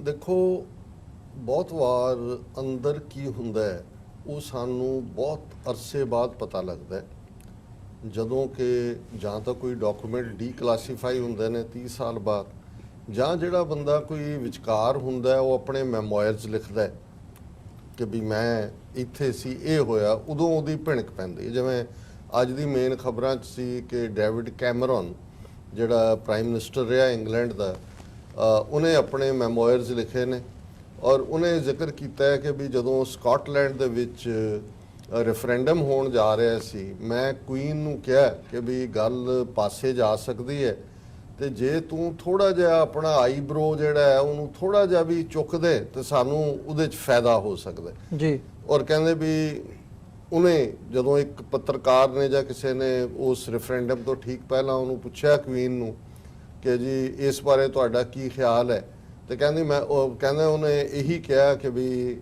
ਲੋਕਾਂ ਨੂੰ, ਸਕਾਟਲੈਂਡ ਦੇ ਲੋਕਾਂ ਨੂੰ ਆਪਣਾ ਫਿਊਚਰ ਸੋਚ ਕੇ, ਬੜੇ ਸੋਚ ਸਮਝ ਕੇ ਵੋਟ ਕਰਨੀ ਚਾਹੀਦੀ, ਔਰ ਉਹਨੇ ਹੀ ਟਿਲਟ ਕਰ ਦਿੱਤਾ ਕਾਫੀ ਹੱਦ ਤੱਕ, ਕਿਉਂਕਿ 5% ਵਾਧੂ 55% ਲੋਕਾਂ ਨੇ ਰਿਜੈਕਟ ਕਰ ਦਿੱਤਾ ਸੀ।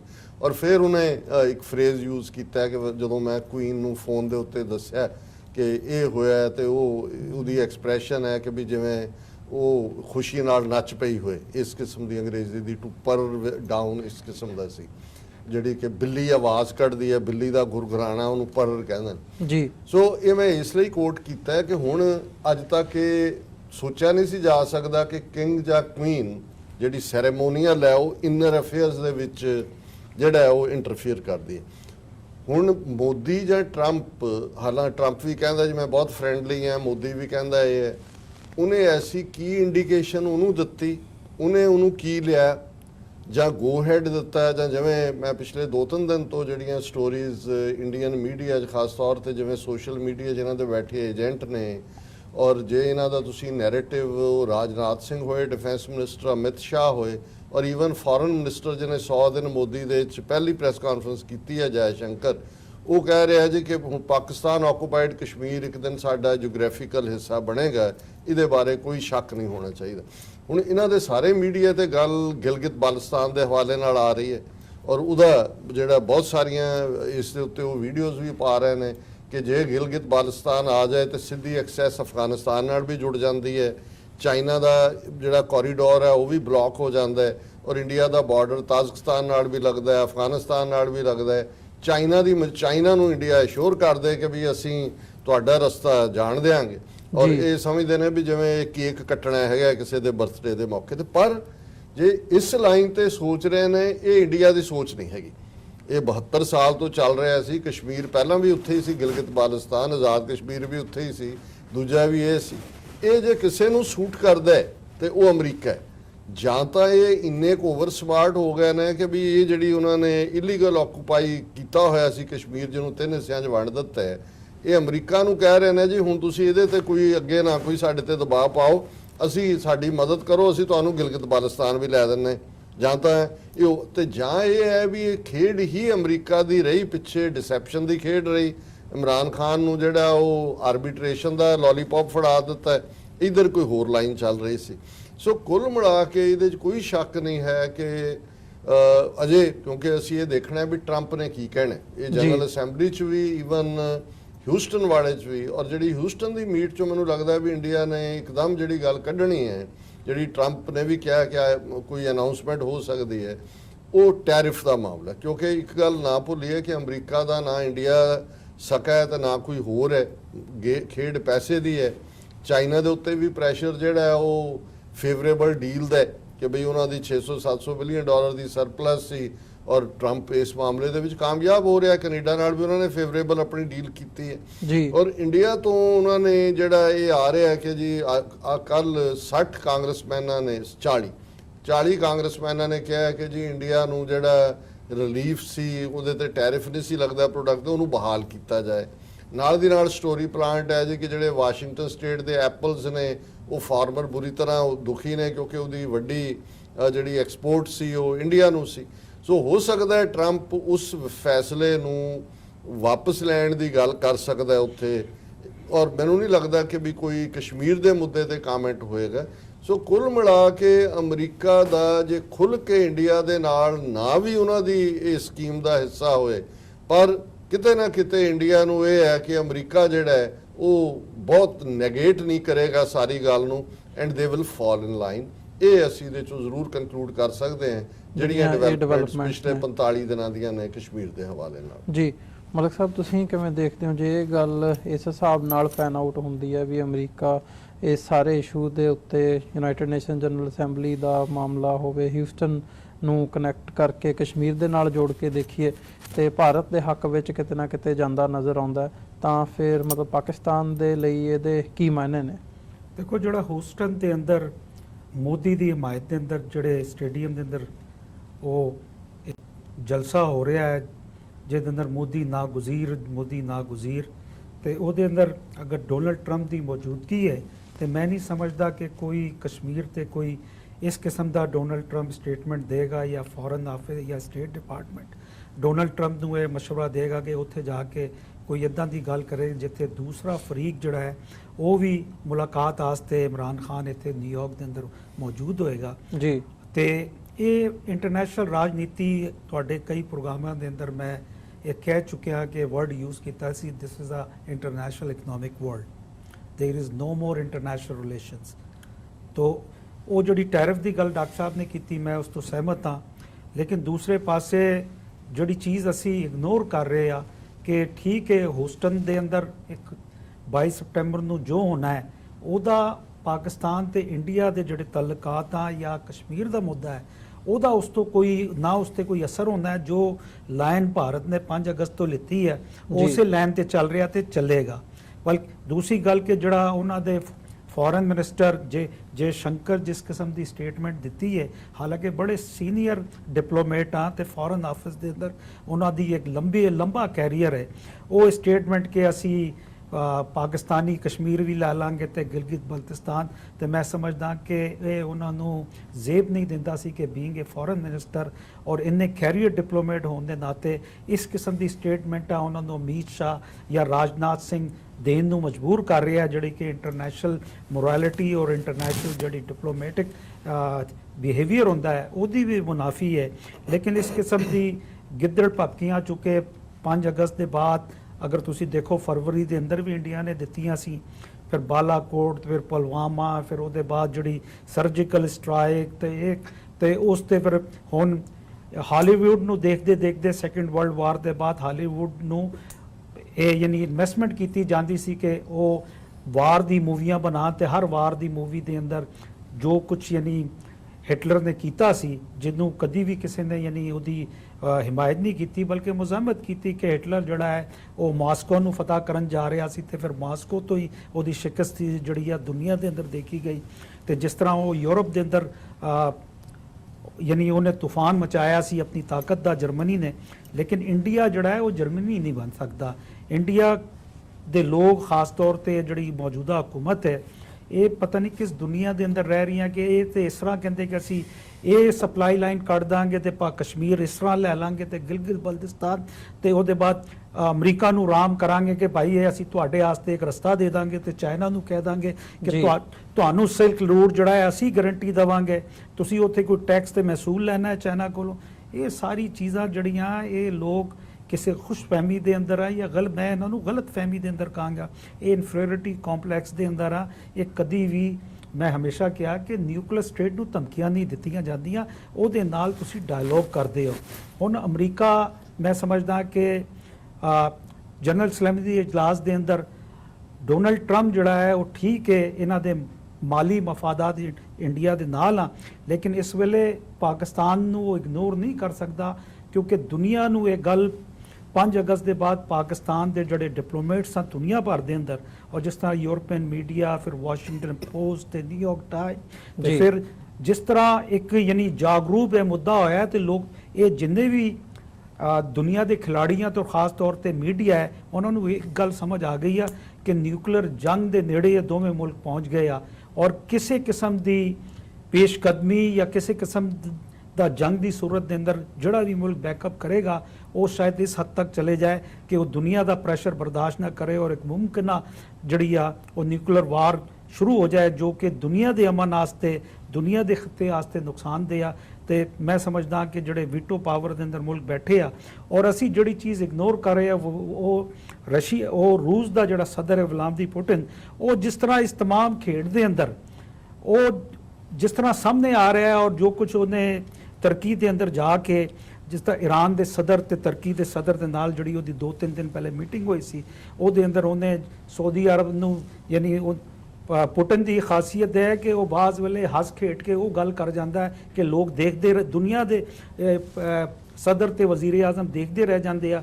ਉਹਨੇ ਸਾਊਦੀ ਅਰਬ ਨੂੰ ਵੀ ਕਿਹਾ ਕਿ ਸਾਡੇ ਕੋਲ ਜਿਹੜਾ ਡਿਫੈਂਸ ਸਿਸਟਮ ਹੈ, ਐਂਟੀ ਮਿਜ਼ਾਈਲ ਡਿਫੈਂਸ ਸਿਸਟਮ, ਉਹ ਸਾਡੇ ਕੋਲ ਵੀ ਕੁਝ ਤੂੰ ਲੈ ਕੇ ਵੇਖ। ਤੇ ਇਹ ਜਿਹੜੀ ਦੁਨੀਆ ਹੈ, ਇਹ ਦੁਨੀਆ ਦੇ ਵੱਡੇ ਮਮਾਲਿਕ ਜਿੰਨੇ ਆ, ਇਹ ਵੈਪਨ ਮੈਨੂਫੈਕਚਰਰ ਇੰਡਸਟਰੀ ਦੇ ਉੱਤੇ ਖਲੋਤੇ ਹੋਏ ਆ।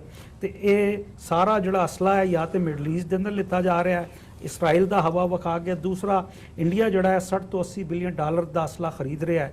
ਪਾਕਿਸਤਾਨ 8 ਤੋਂ 10 ਬਿਲੀਅਨ ਡਾਲਰ ਦਾ ਅਸਲਾ ਇੰਡੀਆ ਦੇ ਦੇਖਦੇ ਹੋਏ ਜੋ ਕੈਪੈਸਿਟੀ ਹੈ ਪਾਕਿਸਤਾਨ ਦੀ ਉਹ ਖਰੀਦ ਰਿਹਾ ਹੈ। ਤੇ ਜਿੰਨੇ ਵੀ ਵੱਡੇ ਵੀਟੋ ਪਾਵਰ ਆ ਇਹ ਆਪਣਾ ਅਸਲਾ ਵੇਚਦੇ ਪਏ ਆ। ਤੇ ਸਾਡੇ ਜਿਹੜੇ ਮੁਲਕ ਆ ਦੋਵੇਂ, ਮੈਂ ਕਹਿੰਦਾ ਪਾਕਿਸਤਾਨ ਤੇ ਹਿੰਦੁਸਤਾਨ ਤੇ ਮਿਡਲ ਈਸਟ ਦੇ ਮੁਲਕ, ਇਹ ਸਭ ਤੋਂ ਵੱਡੇ ਵਪਾਰੀ ਆ ਇਨ ਅਸਲੇ ਡੀਲਰਾਂ ਦੇ। ਤੇ ਇਹ ਜਿਹੜੀ ਇੰਟਰਨੈਸ਼ਨਲ ਰਾਜਨੀਤੀ ਇਹਦੇ ਅੰਦਰ ਪੁਟਿਨ ਨੂੰ ਤੁਸੀਂ ਨਜ਼ਰਅੰਦਾਜ਼ ਨਹੀਂ ਕਰ ਸਕਦੇ। ਉਹ ਜਿਸ ਤਰ੍ਹਾਂ ਗੁਜ਼ਸ਼ਤਾ 30-40-89 ਦੇ ਬਾਅਦ ਜਦੋਂ ਬੋਰਿਸ ਯੈਲਸਨ ਪਾਵਰ ਦੇ ਅੰਦਰ ਆਇਆ, ਜਦੋਂ ਰਸ਼ੀਆ ਸੋਵੀਅਤ ਯੂਨੀਅਨ ਟੁੱਟਿਆ, ਉਹਦੇ ਜਦੋਂ ਤੋਂ ਲੈ ਕੇ ਹੁਣ ਤੱਕ ਪੁਟਿਨ ਬੋਰਿਸ ਯੈਲਸਨ ਦੇ ਪਿੱਛੇ ਵੀ ਸਭ ਤੋਂ ਸਟਰੋਂਗ, ਯਾਨੀ ਉਹੀ ਹਕੂਮਤ ਕਰ ਰਿਹਾ ਸੀ। ਤੇ ਅੱਜ ਵੀ ਅਗਰ ਤੁਸੀਂ ਦੇਖੋ ਤੇ ਪੁਟਿਨ ਇੰਟਰਨੈਸ਼ਨਲ ਜਿਹੜਾ ਪ੍ਰੈਜ਼ੈਂਟ ਸਿਨੈਰੀਓ ਹੈ, ਇਹਦੇ ਅੰਦਰ ਸਭ ਤੋਂ ਵੱਡਾ ਖਿਲਾੜੀ ਉੱਭਰ ਕੇ ਆਇਆ ਹੈ। ਤੇ ਉਹ ਨਹੀਂ ਚਾਹੇਗਾ ਕਿ ਸਾਊਥ ਏਸ਼ੀਆ ਜਾਂ ਪਾਕਿਸਤਾਨ ਦੀ ਜਿਹੜੀ ਸਰਹੱਦਾਂ ਦੋਵੇਂ ਪਾਸੇ ਉਹਦੇ ਅੰਦਰ ਕੋਈ ਚੇਂਜਿੰਗ ਆਏ। ਉਹਦੇ ਨਾਲ ਉਹਨੇ ਚਾਈਨਾ ਕੋਲੋਂ ਇੱਕ ਇਤਿਹਾਦ ਕੀਤਾ ਹੈ ਤੇ ਉਹ ਦੋਵੇਂ ਸਮਝਦੇ ਆ ਕਿ ਅਮਰੀਕਾ ਨੂੰ ਰੋਕਣ ਦਾ ਰਸਤਾ ਇਹੀ ਆ ਕਿ ਅਸੀਂ ਆਪਸ ਦੇ ਅੰਦਰ ਇੱਕ ਹੋਈਏ। ਤੇ ਉਹ ਨਹੀਂ ਚਾਹਾਂਗੇ ਉਸ ਖਿੱਤੇ ਦੇ ਅੰਦਰ ਕੋਈ ਚੇਂਜਿੰਗ ਆਏ। ਜੋ ਭਾਰਤ ਦੇ ਫੋਰਨ ਮਿਨਿਸਟਰ ਜਿਸ ਕਿਸਮ ਦੀ ਹਾਲੀਵੁੱਡ ਦੀ ਫਿਲਮਾਂ ਦੀ ਤਰ੍ਹਾਂ ਜਿਹੜੇ ਡਾਇਲੋਗ ਬੋਲ ਰਿਹਾ, ਉਹ ਨਹੀਂ ਹੋਏਗਾ। ਤੇ ਮੈਂ ਸਮਝਦਾ ਕਿ ਪੁਟਿਨ ਦਾ ਜਿਹੜਾ ਰਵੱਈਆ ਹੈ ਜਾਂ ਪੁਟਿਨ ਦੀ ਜਿਹੜੀ ਐਂਟਰੀ ਹੈ ਜਿਸ ਤਰ੍ਹਾਂ ਦੀ, ਉਹਨੂੰ ਇਗਨੋਰ ਨਹੀਂ ਕੀਤਾ ਜਾ ਸਕਦਾ ਇਸ ਮਾਮਲੇ ਦੇ ਅੰਦਰ। ਜੀ ਡਾਕਟਰ ਸਾਹਿਬ, ਜਿਹੜੀ ਇਹ ਸਿਚੁਏਸ਼ਨ ਬਣੀ ਹੋਈ ਹੈ, ਅਸੀਂ ਹਾਲਾਂਕਿ ਹੁਣ ਯੂਨਾਈਟਿਡ ਨੇਸ਼ਨ ਜਨਰਲ ਅਸੈਂਬਲੀ ਦੇ ਇਜਲਾਸ ਤੋਂ ਬਾਅਦ ਗੱਲ ਕਲੀਅਰ ਹੋਊਗੀ ਵੀ ਕਿਹਦਾ ਕੀ ਸਟੈਂਡ ਆ, ਕਿਹੜਾ ਕਿੱਥੇ ਖੜਾ, ਜਿਹੜੀਆਂ ਅਸੀਂ ਸਪੈਕੂਲੇਸ਼ਨਸ ਲਾ ਵੀ ਰਹੇ ਹਾਂ। ਪਰ ਇੱਕ ਸਵਾਲ ਉੱਠਦਾ ਹੈ ਵੀ ਇਹਦੇ 'ਚ ਪਾਕਿਸਤਾਨ ਦਾ ਜਿਹੜਾ ਇਸ ਵਕਤ ਪੋਜੀਸ਼ਨ ਹੈ ਉਹ ਬੜੀ ਨਾਜ਼ੁਕ ਹੈ। ਐਟ ਦ ਸੇਮ ਪੁਆਇੰਟ ਹੁਣ ਮੋਦੀ ਨੇ ਜਦੋਂ ਇੱਧਰ ਜਰਮਨ ਆਉਣਾ ਸੀ ਤਾਂ 에ਅਰ ਸਪੇਸ ਬੈਨ ਕਰਨ ਦੀ ਗੱਲ ਸਾਹਮਣੇ ਆਈ ਹੈ। ਪਹਿਲਾਂ ਪ੍ਰੈਜ਼ੀਡੈਂਟ ਕੋਵਿੰਦਾ ਨੂੰ ਨਹੀਂ ਇਜਾਜ਼ਤ ਦਿੱਤੀ ਗਈ ਵੀ ਉੱਥੋਂ ਫਲਾਈ ਕਰ ਸਕਣ, 에ਅਰ ਸਪੇਸ ਯੂਜ਼ ਕਰ ਸਕਣ। ਕੀ ਆਉਣ ਵਾਲੇ ਸਮੇਂ ਦੇ ਵਿੱਚ ਉਮੀਦ ਕੀਤੀ ਜਾ ਸਕਦੀ ਹੈ ਜਾਂ ਕਿੰਨਾ ਕੁ ਵਾਜਬ ਕਿਹਾ ਜਾ ਸਕਦਾ ਵੀ ਪਾਕਿਸਤਾਨ ਨੂੰ ਮੋਰ ਸਟਰੋਂਗਰ ਪੋਜੀਸ਼ਨ ਲੈਣੀ ਪਊਗੀ ਇਸ ਸਾਰੇ ਇਸ਼ੂ ਦੇ ਉੱਤੇ? ਦੇਖੋ, ਤੁਸੀਂ ਬਿਲਕੁਲ ਠੀਕ ਕਿਹਾ। ਪਾਕਿਸਤਾਨ ਦਾ ਜੇ ਤੁਸੀਂ 72 ਸਾਲ ਦਾ ਇਤਿਹਾਸ ਦੇਖੋ, ਇੱਕ ਗੱਲ ਕਲੀਅਰ ਹੈ ਕਿ ਬੇਸ਼ੱਕ ਅੱਜ ਨਾਜ਼ੀ ਤਰਜ ਵਾਲੀ ਹਿੰਦੂਤਵੀ ਹਕੂਮਤ ਹੈ ਜਾਂ 47 ਤੋਂ ਇੱਕਦਮ ਬਾਅਦ ਸੋ ਕਾਲਡ ਸੈਕੂਲਰ ਲਬਾਦੇ ਵਾਲੀ ਨਹਿਰੂ ਪਟੇਲ ਦੀ ਹਕੂਮਤ ਸੀ, ਕੁੱਲ ਮਿਲਾ ਕੇ ਜਿਹੜੀ ਹਿੰਦੂਆਂ ਦੀ ਕਲੈਕਟਿਵ ਸਾਈਕੀ ਹੈ, ਇੰਡੀਵਿਜੂਅਲ ਕੋਈ ਚੰਗਾ ਮਾੜਾ ਹੋ ਸਕਦਾ ਹੈ ਪਰ ਇੱਕ ਕਲੈਕਟਿਵ ਸਾਈਕੀ ਹੁੰਦੀ ਹੈ, ਉਹਨਾਂ ਨੇ ਕਦੇ ਪਾਕਿਸਤਾਨ ਨੂੰ ਐਕਸੈਪਟ ਹੀ ਨਹੀਂ ਕੀਤਾ, ਮਨਜ਼ੂਰ ਹੀ ਨਹੀਂ ਕੀਤਾ। ਉਹਨਾਂ ਦੇ ਅੰਦਰ ਹੀ ਐਕਸੈਪਟੈਂਸ ਨਹੀਂ ਕਦੇ ਆਈ। ਇਹੀ ਕਾਰਨ ਸੀ ਕਿ ਪਹਿਲੀ ਸਟੇਜ ਤੇ ਹੀ ਪਾਕਿਸਤਾਨ ਨੂੰ ਜਿਹੜੀ ਡਿਵੀਜ਼ਨ ਦੇ ਥੱਲੇ ਜਿਹੜਾ ਐਗਰੀਮੈਂਟ ਸੀ ਉਹਦੇ ਲਈ ਜਿਹੜੇ ਪੈਸੇ ਦੇਣੇ ਸੀ ਉਹ ਰੋਕ ਲਏ ਗਏ ਸੀ। ਇਹ ਤੁਸੀਂ ਇੱਥੋਂ ਪਾਣੀ ਬੰਦ ਕਰ ਦਿੱਤਾ ਗਿਆ ਸੀ, ਦੋਨੋਂ ਹੀ ਮਾਧੋਪੁਰ ਔਰ ਹੁਸੈਨੀ ਵਾਲਾ ਹੈਡ ਵਰਕਸ ਤੋਂ। ਪਹਿਲੀ ਵਾਰ ਹੀ ਵਾਟਰ ਵਾਰ ਹੋਣ ਵਾਲੀ ਸੀ, ਜਿਹੜੀ ਕਿ ਕਸ਼ਮੀਰ ਦਾ ਮੁੱਦਾ ਸਾਡੇ ਸਾਹਮਣੇ ਹੀ ਹੈ ਵੀ ਕੀ ਚੱਲ ਰਿਹਾ।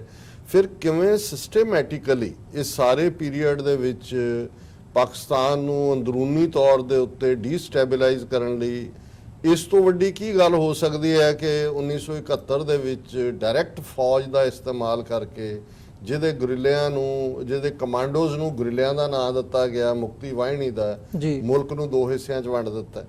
ਹੁਣ ਪਾਕਿਸਤਾਨ ਦੇ ਲਈ ਇੱਕ ਪਾਸੇ ਇੰਡੀਆ ਜਿਹੜਾ ਕਿ ਬਿਲਕੁਲ ਇਨਹੈਰੈਂਟਲੀ ਜਿਨ੍ਹਾਂ ਦੇ ਅੰਦਰ ਨਾਨ ਐਕਸੈਪਟੈਂਸ ਸੀ, ਦੂਸਰੇ ਪਾਸੇ ਅਨਫੋਰਚੂਨੇਟਲੀ ਪਾਕਿਸਤਾਨ ਦਾ ਆਪਣਾ ਸਟਰੋਂਗ ਫਾਊਂਡੇਸ਼ਨ ਕਾਇਦੇ ਆਜ਼ਮ ਨੂੰ ਜੇ ਜ਼ਿੰਦਗੀ ਦੇ 2-3-4 ਸਾਲ ਮਿਲ ਜਾਂਦੇ ਤੇ ਸ਼ਾਇਦ ਤਸਵੀਰ ਡਿਫਰੈਂਟ ਹੁੰਦੀ। ਪਾਕਿਸਤਾਨ ਦੇ ਵਿੱਚ ਇੱਕ ਸਟਰਗਲ, ਸਿਵਿਲੀਅਨ ਐਡਮਿਨਿਸਟ੍ਰੇਸ਼ਨ, ਫੌਜੀ ਹਕੂਮਤ, ਚਲੋ ਫੌਜੀ ਹਕੂਮਤ ਦੇ ਵਿੱਚ ਵੀ ਜੇ ਅਸੀਂ ਦੇਖੀਏ ਕਿ ਅਲਟੀਮੇਟਲੀ ਉਸ ਸਾਰੇ 'ਚ 1979 ਵਾਪਰ ਜਾਂਦਾ, 1979 ਸੋਵੀਅਤ ਯੂਨੀਅਨ ਦੀ ਅਫਗਾਨਿਸਤਾਨ ਆਕੂਪੇਸ਼ਨ, ਉਧਰੋਂ ਜਿਹੜਾ ਈਰਾਨ ਦੇ ਵਿੱਚ ਆਇਤੁੱਲਾ ਖਮੀਨੀ ਦੇ ਰਾਹੀਂ ਆਈ ਤਬਦੀਲੀ। ਸੋ ਅਗਲੇ ਅਸੀਂ 1979 ਤੋਂ ਬਾਅਦ ਤਾਂ ਇਹਨਾਂ 4 ਦਹਾਈਆਂ ਦੇ ਵਿੱਚ ਪਾਕਿਸਤਾਨ ਨੂੰ ਜੇ ਪੰਜਾਬੀ 'ਚ ਕਹਿਣਾ ਹੋਏ ਵੀ ਸਿਰ ਖੁਰਕਣ ਦੀ ਵੇਲ ਹੀ ਨਹੀਂ ਮਿਲੀ, ਔਰ ਉਹਦੇ ਨਾਲ ਜਿਹੜੇ ਬਾਕੀ ਮਸਲੇ ਆ ਕੇ ਟੰਗੇ ਗਏ, 4-5 ਮਿਲੀਅਨ ਰਿਫਿਊਜੀ ਆ ਕੇ ਬੈਠ ਗਿਆ। ਇਹੀ ਨਹੀਂ ਵੀ ਉਹਨਾਂ ਨੂੰ ਰੱਖਣਾ ਜਾਂ ਉਹਨਾਂ ਨੂੰ ਫੀਡ ਕਰਨਾ, ਉਹ ਤਾਂ ਚਲੋ UN ਏਜੰਸੀਜ਼ ਹੈਲਪ ਕਰਦੀਆਂ, ਪਰ ਦਹਿਸ਼ਤਗਰਦੀ ਪਾਕਿਸਤਾਨ ਦੀਆਂ ਬਰੂਹਾਂ ਤਾਂ ਹੀ ਨਹੀਂ ਘਰ ਦੇ ਅੰਦਰ ਆ ਗਈ। 9/11 ਤੋਂ ਬਾਅਦ ਅਸੀਂ ਦੇਖ ਹੀ ਰਹੇ ਹਾਂ ਵੀ 70,000 ਤੋਂ ਜ਼ਿਆਦਾ ਪਾਕਿਸਤਾਨੀ ਫੌਜੀ ਔਰ ਸਿਵਿਲੀਅਨ ਇਸ ਸਾਰੇ ਵਰਲਡ ਆਰਡਰ ਦੀ ਭੇਟ ਚੜ ਗਏ, ਜਿਹਨੂੰ ਅਮਰੀਕਾ ਜਾਂ ਨੈਟੋ ਸਮਝਦਾ ਹੈ ਕਿ ਜੀ ਪਾਕਿਸਤਾਨ ਨੇ ਡੂ ਮੋਰ ਨਹੀਂ ਕੀਤਾ। ਹੁਣ ਇਸ ਸਾਰੇ 'ਚ ਇੰਡੀਆ ਨੇ ਜਿਹੜੀ ਟਾਈਮਿੰਗ ਇਸ ਸਾਰੇ ਦੇ ਲਈ ਚੁਣੀ ਹੈ, ਉਹਦੇ 'ਚ ਜ਼ਾਹਰਾ ਤੌਰ ਦੇ ਉੱਤੇ ਪਾਕਿਸਤਾਨ ਦਾ ਫਾਈਨੈਂਸ਼ੀਅਲ ਕ੍ਰਾਈਸਿਸ ਜਿਨ੍ਹਾਂ ਨੇ IMF ਰਾਹੀਂ ਵੀ ਧੌਣ ਉਹਦੀ ਪਾਕਿਸਤਾਨ ਦੀ ਮਰੋੜਨ ਦੀ ਕੋਸ਼ਿਸ਼ ਕੀਤੀ, ਅੰਦਰੂਨੀ ਤੌਰ ਦੇ ਉੱਤੇ ਵੀ ਜੋ ਸਿਆਸੀ ਨਿਜ਼ਾਮ ਉੱਥੇ ਸਿਵਿਲੀਅਨ ਹੈ, ਇਹਦੇ 'ਚ ਕੋਈ ਸ਼ੱਕ ਨਹੀਂ ਹੈ ਕਿ ਉਹ ਸਾਰੇ ਮਾਸ਼ਰੇ 'ਚ ਹੀ ਕਰਪਸ਼ਨ ਹੈ। ਲੇਕਿਨ ਜਦੋਂ ਤੁਸੀਂ ਜਿਹੜੇ ਵੱਡੇ ਮਾਸ਼ਰੇ ਨੇ ਜਿਹਦੇ 'ਚ ਹੁੰਦੀ ਵੀ ਹੈ ਫਿਰ ਵੀ ਸਰਵਾਈਵ ਹੁੰਦਾ ਹੈ, ਤੇ ਜਿੱਥੇ ਤੁਹਾਡਾ ਆਲਰੇਡੀ ਲਿਮਿਟਿਡ ਰਿਸੋਰਸਿਸ ਸੀ ਉਹਦੇ 'ਚ ਵੀ ਲੁੱਟ ਕੇ ਸਾਰਿਆਂ ਨੇ ਘਰ ਭਰੇ ਨੇ। ਚਲੋ ਪਾਕਿਸਤਾਨ 'ਚ ਹੀ ਰੱਖਦੇ ਫਿਰ ਹੋਰ ਗੱਲ ਸੀ, ਇੰਡੀਅਨਸ ਦੇ ਉਧਰ ਸਵਿਸ ਬੈਂਕਾਂ 'ਚ ਆਇਆ ਹੋਇਆ, ਇਧਰ ਅਸੀਂ ਦੇਖਦੇ ਹਾਂ ਵੀ ਕੋਈ ਦੁਬਈ ਇਨਵੈਸਟਮੈਂਟ ਹੈ, ਕੋਈ ਲੰਡਨ 'ਚ ਹੈ, ਕੋਈ ਕਿਤੇ। ਸੋ ਇਹਨਾਂ ਸਾਰਿਆਂ 'ਚ ਕੋਈ ਅਸੀਂ ਕਿਸੇ ਪਾਰਟੀ ਦੇ ਉੱਤੇ ਕੋਈ ਝੰਡਾ ਬਰਦਾਰ ਨਹੀਂ ਹੈ, ਪਰ ਮੈਂ ਸਮਝਦਾ ਵੀ ਇਮਰਾਨ ਖਾਨ ਉਹਨਾਂ ਨੂੰ ਵਕਤ ਦੇਣ ਦੀ ਲੋੜ ਹੈ। 1 ਸਾਲ ਦੇ ਵਿੱਚ ਉਹਨਾਂ ਨੇ ਕੋਸ਼ਿਸ਼ ਕੀਤੀ ਕਿ ਅੰਦਰੂਨੀ ਪਹਿਲਾਂ ਘਰ ਸੰਭਾਲਿਆ ਜਾਏ, ਪਰ ਇਹਨਾਂ ਨੇ 5 ਅਗਸਤ ਨੂੰ ਇਹ ਕਾਰਵਾਈ ਕਰਕੇ ਸਾਰਾ ਫੋਕਸ ਹੀ ਦੂਸਰੇ ਪਾਸੇ ਬਦਲ ਦਿੱਤਾ। ਸੋ ਪਾਕਿਸਤਾਨ ਲੇਕਿਨ ਇੱਕ ਗੱਲ ਮੈਂ ਸਮਝਦਾ ਵੀ ਜਿਹਦੇ 'ਚ ਜੇ ਅਸੀਂ ਪੋਜ਼ਿਟਿਵਿਟੀ ਦੇਖਣੀ ਹੋਏ ਪਾਕਿਸਤਾਨ ਦੀ, ਉਹਦੇ 'ਚ ਇੱਕ ਪਾਰਟ ਤਾਂ ਇਹ ਹੈ ਕਿ ਪਾਕਿਸਤਾਨ ਦੀ ਫੌਜ ਵਾਕ ਓਵਰ ਨਹੀਂ, ਵਾਰ ਹਾਰਡਨਡ ਆਰਮੀ ਹੈ। 2 ਸੁਪਰ ਪਾਵਰਸ ਦੇ ਨਾਲ ਜੋ ਅਫਗਾਨਿਸਤਾਨ ਦੇ ਵਿੱਚ ਟੱਕਰ ਹੋਈ ਕਿਵੇਂ, ਔਰ ਉਹਨਾਂ ਦੀ ਇੰਟੈਲੀਜੈਂਸ ਏਜੰਸੀਆਂ ਸਟੇਟ ਆਫ ਦਾ ਆਰਟ ਹੈ, ISI, ਇਹਦੇ 'ਚ ਕੋਈ ਸ਼ੱਕ ਨਹੀਂ ਹੈ, ਕਿਉਂਕਿ ਅਮਰੀਕਾ ਦੀ CIA ਦੇ ਥੱਲੇ ਉਹਨਾਂ ਦੀ ਸਾਰੀ ਗਰੂਮਿੰਗ ਹੋਈ ਹੈ, ਜਿਵੇਂ ਇੰਡੀਆ ਦੀ KGB ਦੇ ਥੱਲੇ ਹੋਈ ਹੈ ਜੀ। ਸੈਕੰਡ, ਪਾਕਿਸਤਾਨ ਦਾ ਨਿਊਕਲੀਅਰ ਹੋਣਾ, ਇਹਦੇ 'ਚ ਕੋਈ ਸ਼ੱਕ ਨਹੀਂ ਹੈ ਕਿ ਕਨਵੈਨਸ਼ਨਲ ਵਾਰਫੇਅਰ ਦੇ ਵਿੱਚ ਇੰਡੀਆ ਵੈਸੇ ਵੀ 4 ਗੁਣਾ 5 ਗੁਣਾ ਆਬਾਦੀ ਵੱਧ ਹੈ, ਇਲਾਕਾ ਵੱਧ ਹੈ, ਇਹਦੇ 'ਚ ਕਿਹੜਾ ਤੁਸੀਂ ਇੱਕ ਬਹੁਤ ਵੱਡਾ 300 ਪਾਉਂਡ ਵਾਲਾ ਭਲਵਾਨ 150 ਵਾਲੇ ਨੂੰ ਜਾਂ 100 ਵਾਲੇ ਨੂੰ ਢਾਹ ਲੇ ਤੇ ਏਡੀ ਕਿਹੜੀ ਗੱਲ ਹੈ, ਉਹ ਭਾਰ ਨਾਲ ਹੀ ਸੁੱਟ ਲੈਂਦਾ ਥੱਲੇ। ਲੇਕਿਨ ਨਿਊਕਲੀਅਰ ਜਿਹੜੇ ਨੇ ਉਹ ਹਮੇਸ਼ਾ ਇਕੁਲਾਈਜ਼ਰ ਹੁੰਦੇ ਨੇ, ਔਰ ਉਹਦੇ 'ਚ ਕੋਈ ਸ਼ੱਕ ਨਹੀਂ ਹੈ ਕਿ ਇਸ ਤੋਂ ਬਾਅਦ ਇਹ ਗੱਲ ਦਾ ਕੋਈ ਸ਼ੱਕ ਸ਼ੁਬਾ ਨਹੀਂ ਹੋਣਾ ਚਾਹੀਦਾ, ਕਿਉਂਕਿ ਇਸ ਵੇਲੇ ਹਿੰਦੂ ਤੋਂ ਵੀ ਭੂਤਰੇ ਹੋਏ ਨੇ, ਔਰ ਇਹ ਕਰੈਕਟਰ ਹੈ ਇਹਨਾਂ ਦੇ ਵਿੱਚ। ਇਹ ਜਦੋਂ ਭੂਤਰਦੇ ਨੇ ਫਿਰ ਜੁੱਤੀਆਂ ਖਾ ਕੇ ਬਹਿੰਦੇ ਨੇ। 62 ਦੇ ਵਿੱਚ ਵੀ ਉਦੋਂ ਨਹਿਰੂ ਜਿਹੜਾ ਬੜਾ ਸੈਕੂਲਰ ਸੀ, ਤਾਜ਼ਾ ਗੋਆ ਲਿਆਇਆ ਸੀ, ਛੋਟੀ ਜਿਹੀ ਕਾਲੋਨੀ ਜਾ ਕੇ ਫੌਜ ਨੇ, ਤੇ ਉਹਨੇ ਜਾ ਕੇ ਉੱਥੇ ਆਪਣੇ ਨਾਰਥ ਈਸਟ ਵਾਲਿਆਂ ਨੂੰ ਜਨਰਲ ਕਾਲ ਤੇ ਦੂਜੇ ਉਹਨੂੰ ਕਿਹਾ ਸੀ ਥਰੋ ਦੀਸ, ਗਾਲ ਕੱਢ ਕੇ ਥਰੋ ਦੈਮ ਆਊਟ ਚਾਈਨਾ ਨੂੰ। ਚਾਈਨਾ ਨਾਲ 62 ਚੀਨ ਨੇ ਨਹੀਂ ਸੀ ਹਮਲਾ ਕੀਤਾ ਜਿਵੇਂ ਇਹਨਾਂ ਦਾ ਰੋਂਗ ਨੈਰੇਟਿਵ ਹੈ। ਫਿਰ ਕੀ ਜੁੱਤੀਆਂ ਖਾਧੀਆਂ, 3000 ਮੀਲ ਤੋਂ ਜ਼ਿਆਦਾ ਅਕਸਾਈ ਚਿੰਨ, ਔਰ ਕਿੱਥੋਂ ਤੱਕ ਕਿੰਨਾ ਇਲਾਕਾ ਵੀ ਗਵਾਇਆ, ਔਰ ਗੰਢੇ ਵੀ ਖਾਧੇ ਤੇ ਛਿੱਤਰ ਵੀ ਖਾਧੇ। ਕੋਈ ਚੀਨ ਨੂੰ ਕਿਸੇ ਨੇ ਰੋਕਿਆ ਥੋੜੀ, ਉਹਨੇ ਆਪ ਹੀ ਸੀਜ਼ਫਾਇਰ ਕੀਤਾ। ਸੋ ਮੈਂ ਸਮਝਦਾ ਵੀ ਅੱਜ ਜਿਹੜੇ ਨੇ ਇਹ ਤਾਂ ਇੱਕ ਸਾਈਕੋਲੋਜੀ ਦੀ ਇੱਕ ਖਾਸ ਤੌਰ ਤੇ ਇੱਕ ਟਰਮ ਹੁੰਦੀ ਹੈ ਡਿਲੂਜਨ। ਡਿਲੂਜਨ ਇਹ ਹੁੰਦਾ ਹੈ ਕਿ ਜਿਹਦੇ 'ਚ ਤੁਸੀਂ ਕਿਸੇ ਬਿਲੀਫ ਨੂੰ, ਆਟੋ ਸੁਜੈਸ਼ਨ ਹੁੰਦੀ ਹੈ, ਔਰ auto suggestion you believe it ਜੀ। ਸੋ ਇਹ ਜਿਹੜੇ ਡਿਲੂਜਨ 'ਚ ਨੇ, ਅਖੰਡ ਭਾਰਤ ਹੀ ਡਿਲੂਜਨ ਹੈ, ਕਦੇ ਭਾਰਤ ਅਖੰਡ ਹੋਇਆ ਹੀ ਨਹੀਂ। ਹਜ਼ਾਰਾਂ ਛੋਟੀਆਂ ਰਿਆਸਤਾਂ ਐਗਜ਼ਿਸਟ ਕਰਦੀਆਂ ਸੀ ਜਦੋਂ ਈਵਨ ਗ੍ਰੀਕ ਵੀ ਆਏ ਨੇ ਉੱਥੇ, ਉਸ ਤੋਂ ਪਹਿਲਾਂ ਵੀ। ਔਰ ਇਹ ਬਿਲਕੁਲ ਝੂਠ ਇਹਨਾਂ ਦਾ ਨੈਰੇਟਿਵ, ਅਖੰਡ ਨਾ ਹੀ ਭਾਰਤ ਦੀ ਕਦੇ ਇੱਕ ਜ਼ੁਬਾਨ ਸੀ। ਹੁਣ ਵੀ ਭਾਰਤ 26% ਤੋਂ ਜ਼ਿਆਦਾ ਲੋਕ ਹਿੰਦੀ ਨਹੀਂ ਬੋਲਦੇ, ਔਰ ਉਹ ਵੀ ਜਿਹੜੇ ਇਹਨਾਂ ਨੇ ਅੰਗਰੇਜ਼ਾਂ ਨੇ ਇਹਨਾਂ ਨੂੰ ਹਿੰਦੀ ਪਰੋਸ ਕੇ ਦਿੱਤੀ। ਉਹ ਜਿਹੜਾ ਅਵਧੀ ਡਾਇਲੈਕਟ ਸੀ, ਬ੍ਰਜ ਭਾਸ਼ਾ ਦਾ ਡਾਇਲੈਕਟ ਸੀ, ਭੋਜਪੁਰੀ ਸੀ, ਲੈਂਗੁਏਜਿਸ ਸੀ, ਉਹ ਸਾਰੀਆਂ ਖਤਮ ਕਰਕੇ ਲੈਂਗੁਏਜ ਦੇਵਨਾਗਰੀ 'ਚ ਬਣਾ ਦਿੱਤੀ, ਉਹਨਾਂ ਨੂੰ ਡਾਇਲੈਕਟ ਬਣਾ ਦਿੱਤਾ। ਸੋ ਇਹ ਕਿਹੜਾ ਅਖੰਡ ਭਾਰਤ ਤੇ ਕਿਹੜੀ ਦੀ ਗੱਲ ਕਰਦੇ ਨੇ? ਜਿਹੜਾ ਆਇਆ 30 ਜਿਹੜਾ ਨਾਲ ਆਜੜੀ ਇਕੱਠੇ ਕਰਕੇ ਜੁੱਤੀਆਂ ਮਾਰ ਕੇ ਇਹਨਾਂ ਨੂੰ ਇੱਕ ਸਿਰੇ ਤੋਂ ਦੂਜੇ ਸਿਰੇ ਤੱਕ ਜਾਂਦਾ ਰਿਹਾ, ਕੋਈ ਉਹਨਾਂ ਨੂੰ ਰੋਕਣ ਵਾਲਾ ਨਹੀਂ ਸੀ ਹੁੰਦਾ। ਕਿਹੜੀ ਇਹਨਾਂ ਦੀ ਬਹਾਦਰੀ ਦੀ ਪਰੰਪਰਾ ਹੈ। ਸਿੱਖ ਮੂਵਮੈਂਟ ਬਾਹਰ ਕੱਢ ਦਿਓ ਤੇ ਭਾਰਤ ਦਾ 2000 ਸਾਲ ਦੇ ਇਤਿਹਾਸ 'ਚ ਦੱਸ ਦਿਓ ਇਹਨਾਂ ਨੇ ਕਿਹੜਾ ਜੰਮਿਆ ਹੈ ਸੂਰਮਾ ਜਿਹਨੇ ਕਦੇ ਆਉਣ ਵਾਲਿਆਂ ਨੂੰ ਰੋਕਿਆ ਹੋਇਆ। ਆਉਣ ਵਾਲਿਆਂ ਦੇ ਕੋਲ ਕੋਈ ਨਿਊਕਲੀਅਰ ਤਾਂ ਨਹੀਂ ਸੀ ਹੁੰਦੀਆਂ, ਉਹੀ ਸਧਾਰਨ ਜੋ ਤਲਵਾਰਾਂ, ਗੰਡਾਸੇ, ਭਾਲੇ, ਡਾਂਗਾਂ ਸੀ। ਸੋ ਇਹ ਜਿਹੜਾ ਇਹਨਾਂ ਦਾ ਅਹਿਸਾਸੇ ਕਮਤਰੀ ਹੈ, ਜਿਹੜੀ ਇਹਨਾਂ ਦੀ ਹਿਸਟਰੀ ਦਾ ਇਹ ਜੁੱਤੀਆਂ ਖਾਣ ਦਾ ਸਾਰਾ ਪਾਰਟ ਹੈ, ਕੋਈ ਪ੍ਰਾਈਡ ਨਹੀਂ ਹੈ। ਇਹਨਾਂ ਦੀ ਸਾਰੀ ਹਿਸਟਰੀ, ਸੰਸਕ੍ਰਿਤ ਸਭ ਤੋਂ ਪੁਰਾਣੀ ਲੈਂਗੁਏਜ ਹੈ, ਉਹਦੇ ਲਈ ਸ਼ਹੀਦ ਸ਼ਬਦ ਦਾ ਕੋਈ ਆਲਟਰਨੇਟ ਸ਼ਬਦ ਹੀ ਨਹੀਂ, ਕਿਉਂਕਿ ਸ਼ਹੀਦ ਦਾ ਕਨਸੈਪਟ ਹੀ ਨਹੀਂ ਸੀ। ਸ਼ਹੀਦ ਅਰਬੀ ਫਾਰਸੀ ਚੋਂ ਹੋ ਕੇ, ਜੇ ਸਿੱਖਾਂ ਦਾ ਇਤਿਹਾਸ ਦੇਖੋਗੇ ਮੁਸਲਮਾਨਾਂ ਵਾਂਗ ਸਾਡਾ ਗੱਲ ਹੀ ਸ਼ਹੀਦਾਂ ਤੋਂ, ਰੱਬ ਤੋਂ ਬਾਅਦ ਸਾਡਾ ਸ਼ਹੀਦ ਦਾ ਦਰਜਾ। ਜੇ ਤੁਸੀਂ ਹਿਸਟਰੀ ਬਣਾਈ ਨਹੀਂ ਹੋਈ ਤੇ ਇੱਕ ਤੁਸੀਂ ਜਨਰੇਸ਼ਨ ਜਿਹਨੂੰ ਤੁਸੀਂ ਫੀਡ ਕਰ ਰਹੇ ਹੋ ਝੂਠ ਦੇ ਉੱਤੇ। ਔਰ ਇਸ ਸਾਰੇ ਚੋਂ ਮੈਂ ਸਮਝਦਾ ਵੀ ਪਾਕਿਸਤਾਨ ਨੂੰ ਇੱਕ ਗੱਲ ਮੈਂ ਜ਼ਰੂਰ, ਕਿਉਂਕਿ ਸਾਡੇ ਪ੍ਰੋਗਰਾਮ 'ਚ ਬਹੁਤ ਸਾਰੇ ਪਾਕਿਸਤਾਨੀ ਭੈਣ ਭਰਾ ਇਸ ਦਾ ਹਿੱਸਾ ਨੇ, ਔਰ ਮੈਂ ਇਹ ਜ਼ਰੂਰ ਕਹਿਣਾ ਚਾਹਾਂਗਾ ਕਿ ਇੱਕ ਗੱਲ ਹਮੇਸ਼ਾ ਯਾਦ ਰੱਖੋ, ਇਹ ਵੀ ਸਾਡੇ ਇੱਕ ਉਸ ਤਹਿਜ਼ੀਬ ਦਾ ਹਿੱਸਾ ਬਣ ਗਿਆ ਹੈ ਕਿ ਜਿਉਂਦੇ ਜੀ ਅਸੀਂ ਕਦਰ ਨਹੀਂ ਕਰਦੇ ਕਿਸੇ ਦੀ, ਮਰਨ ਤੋਂ ਬਾਅਦ ਫਿਰ ਅਸੀਂ ਕਹਿੰਦੇ ਜੀ ਉਹ ਕਹਿੰਦੇ ਹੁੰਦੇ ਸੀ। ਸੋ ਇਸ ਵੇਲੇ ਆ ਜਿਹੜੀ ਅੰਦਰੂਨੀ ਤੁਸੀਂ ਕੰਮ ਸ਼ੁਰੂ ਕੀਤਾ ਹੋਇਆ, ਇੱਕ ਦੂਜੇ ਦੀਆਂ ਲੱਤਾਂ ਖਿੱਚਣ ਦਾ, ਇੱਕ ਦੂਜੇ ਨੂੰ ਨੈਗੇਟ ਕਰਨ ਦਾ, ਜਿਹੜਾ ਇੱਥੇ ਵੀ ਤੁਸੀਂ ਕੋਈ ਫੰਕਸ਼ਨ ਰੱਖ ਲਓ, ਪ੍ਰੋਟੈਸਟ ਰੱਖ ਲਓ, ਤੁਹਾਨੂੰ ਦੇਖਣ ਨੂੰ ਮਿਲਦਾ, ਇਹਨੂੰ ਛੱਡੋ। ਇਸ ਵੇਲੇ ਜਿਸ ਕਿਸਮ ਦਾ ਭੂਤਰਿਆਪਨ ਉਧਰ ਹੈ, ਜੋ ਇੰਟਰਨੈਸ਼ਨਲ ਹਾਲਾਤ ਨੇ, ਪਾਕਿਸਤਾਨ ਲਈ ਮੇਕ ਔਰ ਮਾਰ ਸਿਚੁਏਸ਼ਨ ਹੈ। ਔਰ ਉਹਦੇ 'ਚ ਜਿਹੜੀ ਯੂਨਿਟੀ ਹੈ, ਸੋਲੀਡੈਰਿਟੀ ਹੈ, 22 ਕਰੋੜ ਕੋਈ ਵਾਕਓਵਰ ਲੋਕ ਨਹੀਂ ਹੈਗੇ, ਔਰ ਇੱਕ ਨਿਊਕਲੀਅਰ ਸਟੇਟ, ਔਰ ਜਿਨ੍ਹਾਂ ਦਾ ਇੱਕ ਪਾਵਰਫੁਲ ਡਾਇਸਪੋਰਾ ਹੈ ਪਾਕਿਸਤਾਨ, ਜਿਹਨੂੰ ਇੱਕ ਕਾਇਦੇ ਆਜ਼ਮ ਨੇ he drew victory out of the jaws of defeat. ਉਹਨਾਂ ਨੇ ਕਿਵੇਂ ਇਹਨਾਂ ਦੇ ਹਿੰਦੂ ਚਾਲਸਾਜ਼ ਕਾਂਗਰਸੀਆਂ ਔਰ ਅੰਗਰੇਜ਼ ਕਲੋਨੀਅਲਸ ਦੇ ਜਬਾੜਿਆਂ 'ਚੋਂ ਖਿੱਚ ਕੇ ਪਾਕਿਸਤਾਨ ਲਿਆਂਦਾ।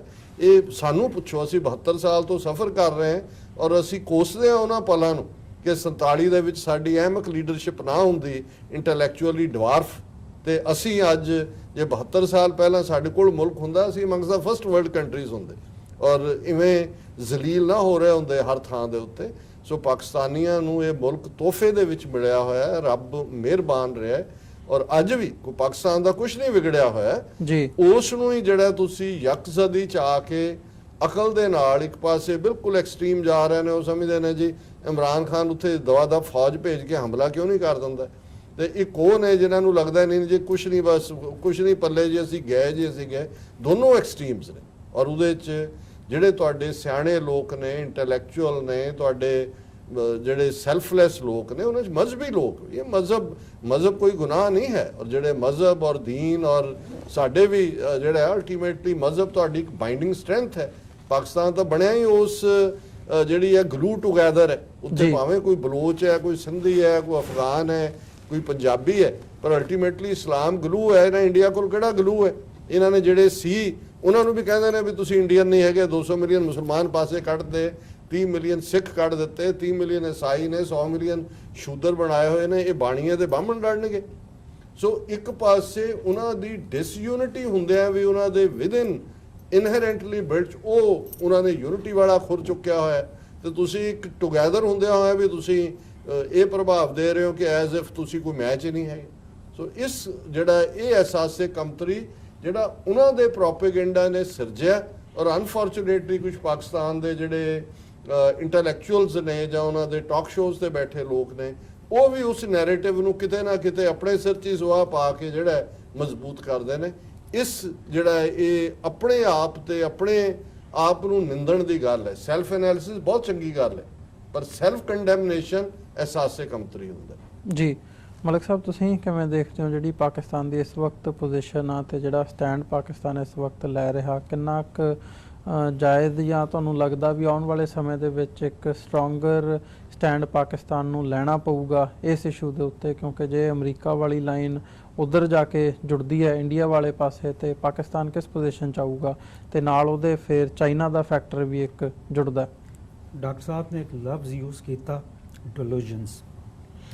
ਮੈਂ ਨਹੀਂ ਸਮਝਦਾ ਕਿ ਪਾਕਿਸਤਾਨ ਤੇ ਇੰਡੀਆ ਦੇ ਅੰਦਰ ਜਿੰਨੇ ਟਾਕ ਸ਼ੋਜ਼ ਹੁੰਦੇ ਆ, ਉਹਨਾਂ ਦੇ ਅੰਦਰ ਜਿਹੜੀ ਅਕਸਰੀਅਤ ਹੈ ਉਹ 2002 ਜਾਂ 1 ਦੇ ਬਾਅਦ ਜਦੋਂ ਪ੍ਰਾਈਵੇਟ ਚੈਨਲ ਦਾ ਸੈਲਾਬ ਦੋਵੇਂ ਪਾਸੇ ਆਇਆ, ਤੇ ਜਿਹੜੇ ਲੋਕ ਅਖਬਾਰ ਦੇ ਅੰਦਰ ਕੰਮ ਕਰਦੇ ਸੀ ਉਹਨਾਂ ਨੂੰ ਟੀਵੀ ਐਂਕਰ ਬਣਾ ਦਿੱਤਾ ਗਿਆ, ਉਹਨਾਂ ਨੂੰ ਪੋਲੀਟੀਕਲ ਐਨਾਲਿਸਟ ਬਣਾ ਦਿੱਤਾ ਗਿਆ, ਉਹਨਾਂ ਨੂੰ ਤਾਰੀਖਦਾਨ ਬਣਾ ਦਿੱਤਾ ਗਿਆ, ਦਾਨਿਸ਼ਵਰ ਤੇ ਅਲਾਮਾ ਤੇ ਪਤਾ ਨਹੀਂ ਕੀ ਬਣਾ ਦਿੱਤਾ ਗਿਆ। ਲੇਕਿਨ ਇਸ ਕਿਸਮ ਦੀ ਜਿਹੜੀ ਗੁਫ਼ਤਗੂ ਹੈ ਜਿਹੜੀ ਡਾਕਟਰ ਸਾਹਿਬ ਨੇ ਫਰਮਾਈ, ਇਹ ਦੱਸਦਾ ਹੈ ਕਿ ਇਹਨਾਂ ਦਾ ਹਾਫਜ਼ਾ ਤੇ ਇਹਨਾਂ ਦੀ ਜਿਹੜੀ ਸਟੱਡੀ ਹੈ ਉਹ ਡੇ ਟੂ ਡੇਲੀ ਬੇਸਿਸ ਤੇ ਆ। ਮੈਂ ਇਹਦੇ ਅੰਦਰ ਇੱਕ ਵਰਡ ਦਾ ਇਜ਼ਾਫਾ ਕਰਾਂਗਾ, ਡਿਲੂਜਨ ਆਫ ਇਗਨੋਰੈਂਸ। ਇਹ ਬੇਸਿਕਲੀ ਇਹ delusion of ignorance Har country ਦੇ ਅੰਦਰ ਜਿਹੜਾ ਤਾਕਤਵਰ ਹੈ ਉਹ ਆਪਣੇ ਤੋਂ ਕਮਜ਼ੋਰ ਸਾਈਜ਼ ਦੇ ਜਾਂ ਆਬਾਦੀ ਦੇ ਮੁਲਕ ਤੋਂ ਇਹੀ ਸੋਚਦਾ ਹੈ ਕਿ ਮੈਂ ਜਿਸ ਵੇਲੇ ਚਾਹਾਂਗਾ ਖਾ ਜਾਵਾਂਗਾ, ਮੇਰਾ ਹਜਮ ਜ਼ਿਆਦਾ ਹੈ, ਵੋਲਿਊਮ ਜ਼ਿਆਦਾ ਹੈ, ਆਬਾਦੀ ਜ਼ਿਆਦਾ ਹੈ, ਸਾਈਜ਼ ਜਿਹੜਾ ਹੈ ਮੇਰਾ ਰਕਬਾ ਜ਼ਿਆਦਾ ਹੈ। ਲੇਕਿਨ ਇਹ ਜਿਹੜੀ ਸਦੀ ਹੈ ਇਹਨੇ ਸਾਬਿਤ ਕੀਤਾ, ਔਰ ਜਿਹੜੀ 4 ਸਾਲ ਤੋਂ 40 ਸਾਲ ਤੋਂ ਜਿਹੜੀ ਟੈਕਟਿਕਸ ਆਫ ਵਾਰ ਹੈ ਉਹ ਟੋਟਲ ਚੇਂਜ ਹੋ ਗਈ ਹੈ। ਕਨਵੈਨਸ਼ਨਲ ਵਾਰ ਜਿਹੜੀ ਆ ਉਹਦਾ ਕਨਸੈਪਟ ਡੈਜ਼ਰਟ ਸਟੋਰਮ ਦੇ ਬਾਅਦ ਖਤਮ ਹੋ ਗਿਆ ਸੀ, ਜਦੋਂ ਇਰਾਕ ਨੇ ਕੁਵੈਤ ਤੇ ਹਮਲਾ ਕੀਤਾ 1990 ਦੇ ਅੰਦਰ, ਤੇ ਉਹਦੇ ਬਾਅਦ ਅਮਰੀਕਾ ਜਿਸ ਤਰ੍ਹਾਂ ਉੱਥੇ ਗਿਆ ਔਰ ਜਿਸ ਤਰ੍ਹਾਂ ਉਹਨੇ ਅਰੇਬੀਅਨ ਗਲਫ ਦੇ ਅੰਦਰ ਆਪਣੇ ਬੇੜੇ ਤੋਂ ਯਾਨੀ ਇਰਾਕ ਦੀ 6 ਤੋਂ 8 ਲੱਖ ਦੀ ਜਿਹੜੀ ਸਦਾਮ ਹੁਸੈਨ ਦੀ ਫੌਜ ਸੀ ਉਹਨੂੰ ਕਿਸੇ ਕੰਮ ਦਾ ਨਾ ਛੱਡਿਆ, ਔਰ ਟੈਕਨੋਲੋਜੀ ਔਰ ਵਾਰ ਆਫ ਟੈਕਟਿਕਸ ਔਰ ਸਟ੍ਰੈਟਜੀ ਆਫ ਵਾਰ ਜਿਹੜੀ ਹੈ ਟੋਟਲ ਚੇਂਜ ਹੋ ਗਈ।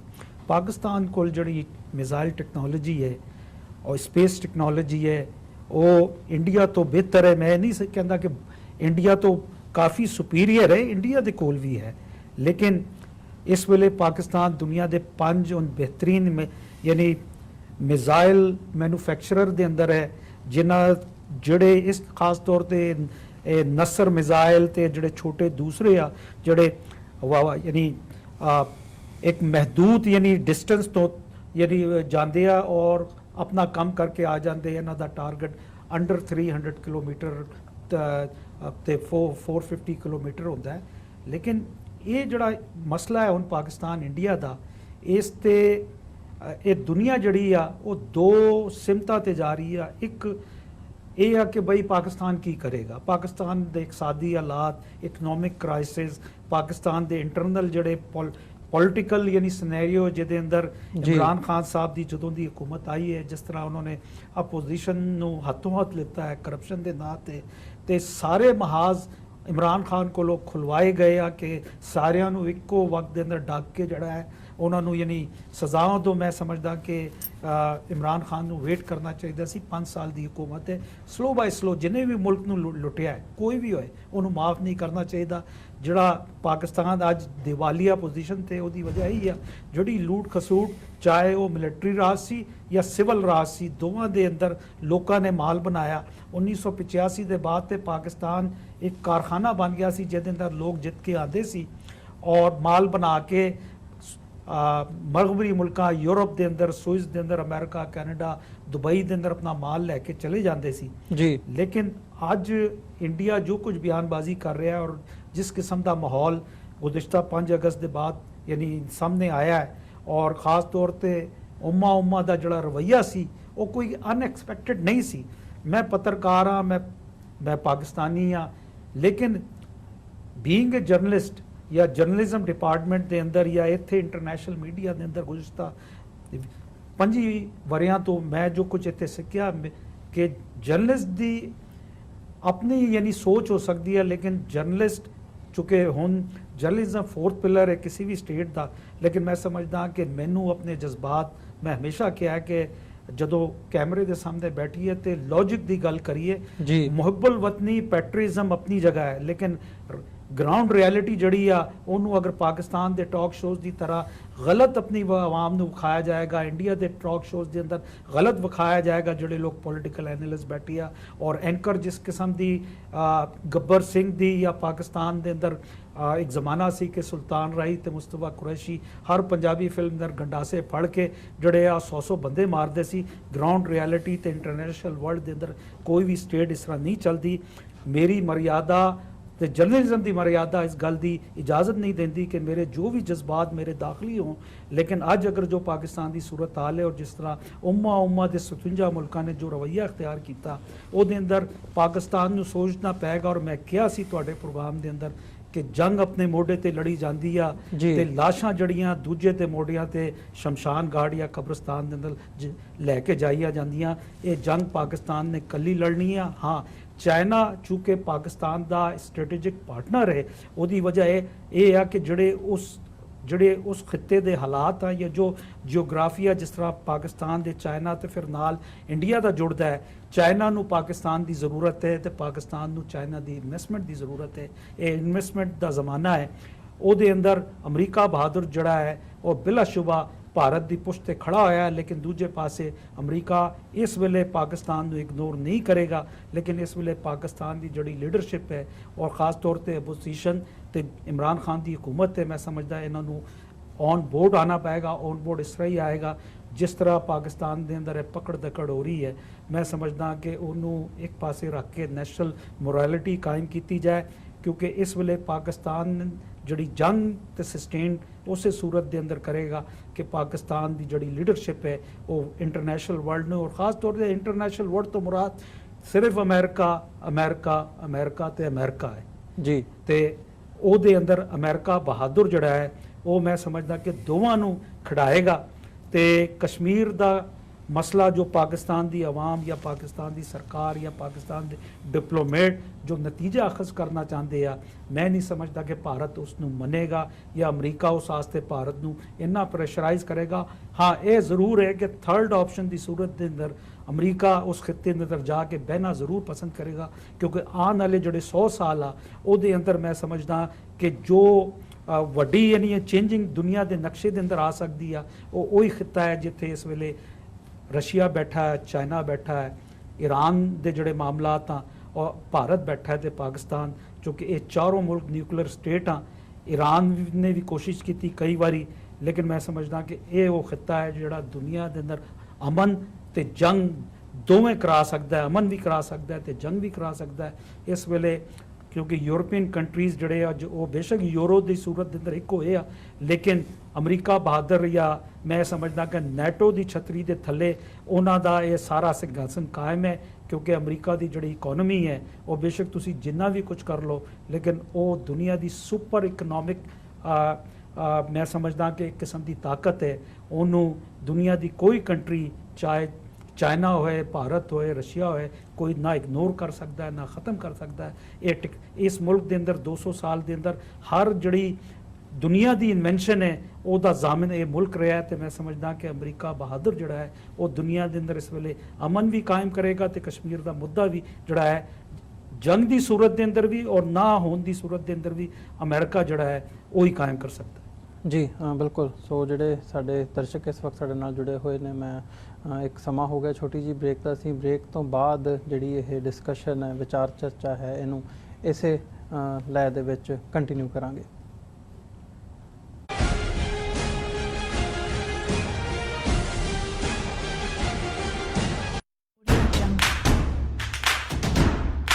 Guru Palace presents Shagun Banquet.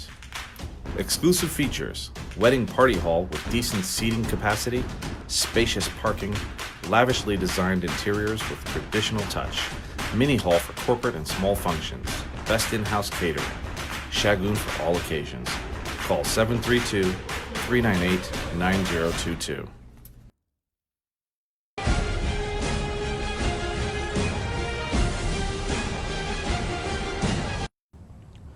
Viewers, break ਤੋਂ ਬਾਅਦ ਤੁਹਾਡਾ ਸਾਰਿਆਂ ਦਾ ਸਵਾਗਤ ਹੈ। ਅਸੀਂ ਪੈਨਲ ਡਿਸਕਸ਼ਨ ਦੇ ਵਿੱਚ ਤੁਹਾਡਾ ਸਵਾਗਤ ਕਰਦੇ ਹਾਂ ਤੇ ਸਲੀਮ ਮਲਿਕ ਸਾਹਿਬ ਤੇ ਡਾਕਟਰ ਅਮਰਜੀਤ ਸਿੰਘ ਸਾਡੇ ਨਾਲ ਇਸ ਵਕਤ ਜੁੜੇ ਹੋਏ ਆ। ਅਸੀਂ ਪਹਿਲਾਂ ਡਿਸਕਸ਼ਨ ਕਰਕੇ ਹਟੇ ਹਾਂ ਯੂਨਾਈਟਿਡ ਨੇਸ਼ਨਸ ਜਨਰਲ ਅਸੈਂਬਲੀ ਦਾ ਜਿਹੜਾ ਇਜਲਾਸ ਹੈ ਉਸ ਨੂੰ ਮੁੱਖ ਰੱਖਦਿਆਂ ਹੋਇਆਂ ਕਸ਼ਮੀਰ ਇਸ਼ੂ ਜਿਵੇਂ ਹਾਈਲਾਈਟ ਹੋ ਰਿਹਾ ਹੈ ਤੇ ਕੀ ਇਹਦੇ ਆਊਟਕਮਸ ਹੋ ਸਕਦੇ ਨੇ। ਹਿਊਸਟਨ ਦੇ ਵਿੱਚ ਨਰਿੰਦਰ ਮੋਦੀ ਦੀ ਜਿਹੜੀ ਰੈਲੀ ਹੋ ਰਹੀ ਹੈ, ਜਿਹੜਾ ਇਕੱਠ ਹੋ ਰਿਹਾ, ਉੱਥੇ ਸਿੱਖਾਂ, ਕਸ਼ਮੀਰੀਆਂ ਤੇ ਪਾਕਿਸਤਾਨੀਆਂ ਵੱਲੋਂ ਜਿਹੜਾ ਜੁਆਇੰਟਲੀ ਪ੍ਰੋਟੈਸਟ ਰੱਖਿਆ ਜਾ ਰਿਹਾ ਹੈ। 27 ਤਰੀਕ ਨੂੰ ਨਿਊਯਾਰਕ ਦੇ ਵਿੱਚ ਵੀ ਹੋਣ ਜਾ ਰਿਹਾ ਇਹ ਪ੍ਰੋਟੈਸਟ। ਇੱਕ ਯੂਨਾਈਟਿਡ ਤੌਰ ਤੇ ਕਸ਼ਮੀਰ ਦੇ ਹੱਕ ਦੇ ਵਿੱਚ। ਸੋ ਜਿਹੜੀਆਂ ਇੰਟਰਨੈਸ਼ਨਲ ਇੰਪਲੀਕੇਸ਼ਨਸ ਹੈਗੀਆਂ ਨੇ, ਕਿਵੇਂ ਅਮਰੀਕਾ ਦਾ ਕਿਤੇ ਨਾ ਕਿਤੇ ਭਾਰਤ ਦੇ ਵੱਲ ਝੁਕਾਅ ਨਜ਼ਰ ਆ ਰਿਹਾ ਹੈ ਤੇ ਇਹਦੇ ਆਉਣ ਵਾਲੇ ਸਮੇਂ ਦੇ ਵਿੱਚ ਕੀ ਡਾਇਰੈਕਸ਼ਨ ਲਈ ਜਾ ਸਕਦੀ ਹੈ, ਕੀ ਨਿਕਲ ਸਕਦਾ ਹੈ, ਉਸ ਤੇ ਵਿਚਾਰ ਚਰਚਾ ਕੀਤੀ ਹੈ। ਸੋ ਗੱਲਬਾਤ ਨੂੰ ਅੱਗੇ ਤੋਰਦਿਆਂ ਮਲਿਕ ਸਾਹਿਬ, ਤੁਸੀਂ ਜਾਣ ਤੋਂ ਪਹਿਲਾਂ ਚਾਈਨਾ ਦਾ ਜ਼ਿਕਰ ਕਰ ਰਹੇ ਸੀ। ਜਦੋਂ ਜੇ ਅਸੀਂ ਚਾਈਨਾ ਵੱਲ ਦੇਖੀਏ ਤਾਂ ਇਸ ਸਾਰੀ ਸਿਚੁਏਸ਼ਨ ਦੇ ਵਿੱਚ ਜਦੋਂ ਅਸੀਂ ਕਸ਼ਮੀਰ ਸੈਂਟਰਿਕ ਗੱਲਬਾਤ ਕਰ ਰਹੇ ਹਾਂ ਤਾਂ ਚਾਈਨਾ ਦਾ ਕੋਈ ਹਜੇ ਤੱਕ ਜਿੰਨਾ ਕੁ ਉਹਨਾਂ ਨੇ ਸਟੈਂਡ ਲਿਆ ਪਾਕਿਸਤਾਨ ਦੇ ਹੱਕ ਦੇ ਵਿੱਚ, ਆਉਣ ਵਾਲੇ ਸਮੇਂ ਦੇ ਵਿੱਚ ਕੀ ਸਮਝਦੇ ਹੋ ਕਿ ਚਾਈਨਾ ਨੂੰ ਕਿਤੇ ਨਾ ਕਿਤੇ ਜੇ ਪਾਕਿਸਤਾਨ ਇਕੱਲਾ ਹੁੰਦਾ ਇਹ ਸਾਰੀ ਪੋਜੀਸ਼ਨ ਦੇ ਵਿੱਚ ਤੇ ਮੋਰ ਸਟਰੋਂਗਰ ਪੋਜੀਸ਼ਨ ਲੈਣੀ ਪੈਂਦੀ ਹੈ ਤਾਂ ਕੀ ਚਾਈਨਾ ਬੈਕ ਕਰੇਗਾ ਪਾਕਿਸਤਾਨ ਨੂੰ ਇਸ ਸਿਚੁਏਸ਼ਨ ਦੇ ਵਿੱਚ? ਤੇ ਅਮਰੀਕਾ ਜਿਵੇਂ ਇੰਡੀਆ ਦੇ ਨਾਲ ਰਲ ਕੇ ਚਾਈਨਾ ਨੂੰ ਕਾਰਨਰ ਕਰਨ ਦੀ ਕੋਸ਼ਿਸ਼ ਹੈ, ਜਿਵੇਂ ਇੰਡੀਆ ਵੱਲੋਂ ਸੀਪੈਕ ਦੇ ਹਵਾਲੇ ਨਾਲ ਬਿਆਨਬਾਜ਼ੀ ਹੈ ਜਾਂ ਇਹ ਗੱਲਬਾਤ ਵੀ ਸਾਹਮਣੇ ਆਈ ਹੈ ਵੀ ਅਸੀਂ ਪਾਕਿਸਤਾਨ ਦਾ ਜਿਹੜਾ ਆਜ਼ਾਦ ਕਸ਼ਮੀਰ ਹੈ ਉਹਨੂੰ ਲੈ ਲਾਂਗੇ, ਗਿਲਗਿਤ ਬਾਲਟਿਸਤਾਨ ਦਾ ਜਿਹੜਾ ਇਲਾਕਾ ਹੈ ਉਹਨੂੰ ਅਸੀਂ ਆਜ਼ਾਦ ਕਰਾਵਾਂਗੇ ਤੇ ਸੀਪੈਕ ਦੇ ਉੱਤੇ ਅਸੀਂ ਜਿਹੜਾ ਹੈ ਚੋਟ ਕਰਨ ਦੀ ਕੋਸ਼ਿਸ਼ ਕਰਾਂਗੇ। ਤੇ ਉਸ ਸੂਰਤ ਦੇ ਵਿੱਚ ਚਾਈਨਾ ਦਾ ਕੀ ਸਟੈਂਡ ਹੋਵੇਗਾ ਤੇ ਚਾਈਨਾ ਕਿਵੇਂ ਇਹਨੂੰ ਕਾਊਂਟਰ ਕਰ ਸਕਦਾ? ਦੇਖੋ, ਕੋਲੋਨੀਅਲਿਜ਼ਮ ਦਾ ਕਨਸੈਪਟ ਖਤਮ ਹੋ ਚੁੱਕਿਆ ਤੇ ਬਰਤਾਨੀਆ ਦਾ ਜਿਹੜਾ ਰਾਜ ਸੀ ਉਹਨੇ ਇੱਕ ਵਕਤ ਆਇਆ ਕਿ ਦੁਨੀਆ ਤੇ ਯਾਨੀ ਕਾਬਜ਼ ਹੋਇਆ, ਕਲੋਨੀਆਂ ਬਣਾਈਆਂ, ਉਹਦੇ ਬਾਅਦ ਆਹਿਸਤਾ ਆਹਿਸਤਾ ਉੱਥੋਂ ਜ਼ਲੀਲੋ ਖ਼ੁਆਰ ਹੋ ਕੇ ਵਾਪਸ ਆਇਆ ਤੇ ਅੱਜ ਸੁਕੜ ਕੇ ਛੋਟੇ ਜਿਹੇ ਆਈਲੈਂਡ ਦੇ ਅੰਦਰ ਅੱਜ ਦਾ ਬਰਤਾਨੀਆ ਹੈ। ਅਮਰੀਕਾ 1945 ਦੇ ਬਾਅਦ ਔਰ ख़ास ਤੌਰ ਤੇ 1989 ਦੇ ਬਾਅਦ ਅਗਰ ਅਮਰੀਕਾ ਚਾਹੁੰਦਾ ਤਾਂ ਅਮਰੀਕਾ ਵੀ ਦੁਨੀਆ ਦੇ ਉਹ ਜਿੰਨੇ ਥਰਡ ਵਰਲਡ ਕੰਟਰੀਜ਼ ਆ ਸਾਰਿਆਂ ਤੇ ਜਾ ਕੇ ਆਪਣੀ ਕਾਲੋਨੀਆਂ ਬਣਾ ਸਕਦਾ ਸੀ ਕਿਉਂਕਿ ਮਾਈਟ ਇਜ਼ ਰਾਈਟ। ਲੇਕਿਨ ਅਮਰੀਕਾ ਦੇ ਜਿਹੜੇ ਦਾਨਿਸ਼ਵਰਾਂ ਜਾਂ ਜਿਹੜੇ ਇੱਥੋਂ ਦੇ ਫੋਰਨ ਆਫਰਸ ਜਾਂ ਥਿੰਕ ਟੈਂਕਸ ਦੇ ਅੰਦਰ ਜਿਹੜੇ ਲੋਕ ਬੈਠੇ ਆ, ਜਿਹੜੇ ਸਟੇਟ ਡਿਪਾਰਟਮੈਂਟ ਨੂੰ ਜਾਂ ਪੈਂਟਾਗਨ ਨੂੰ ਚਲਾਉਂਦੇ ਆ ਜਾਂ ਉਹਨਾਂ ਦੀ ਜਿਹੜੀ ਪਬਲਿਕ ਉਹਨਾਂ ਦੀ ਜਿਹੜੀ ਰਾਏ ਆ ਉਹ ਸਟੇਟ ਡਿਪਾਰਟਮੈਂਟ ਤਸਲੀਮ ਕਰਦਾ ਹੈ, ਉਹਨਾਂ ਨੇ ਕਦੀ ਵੀ ਅਮਰੀਕਾ ਨੂੰ ਇਸ ਗੱਲ ਤੇ ਨਹੀਂ ਉਭਾਰਿਆ।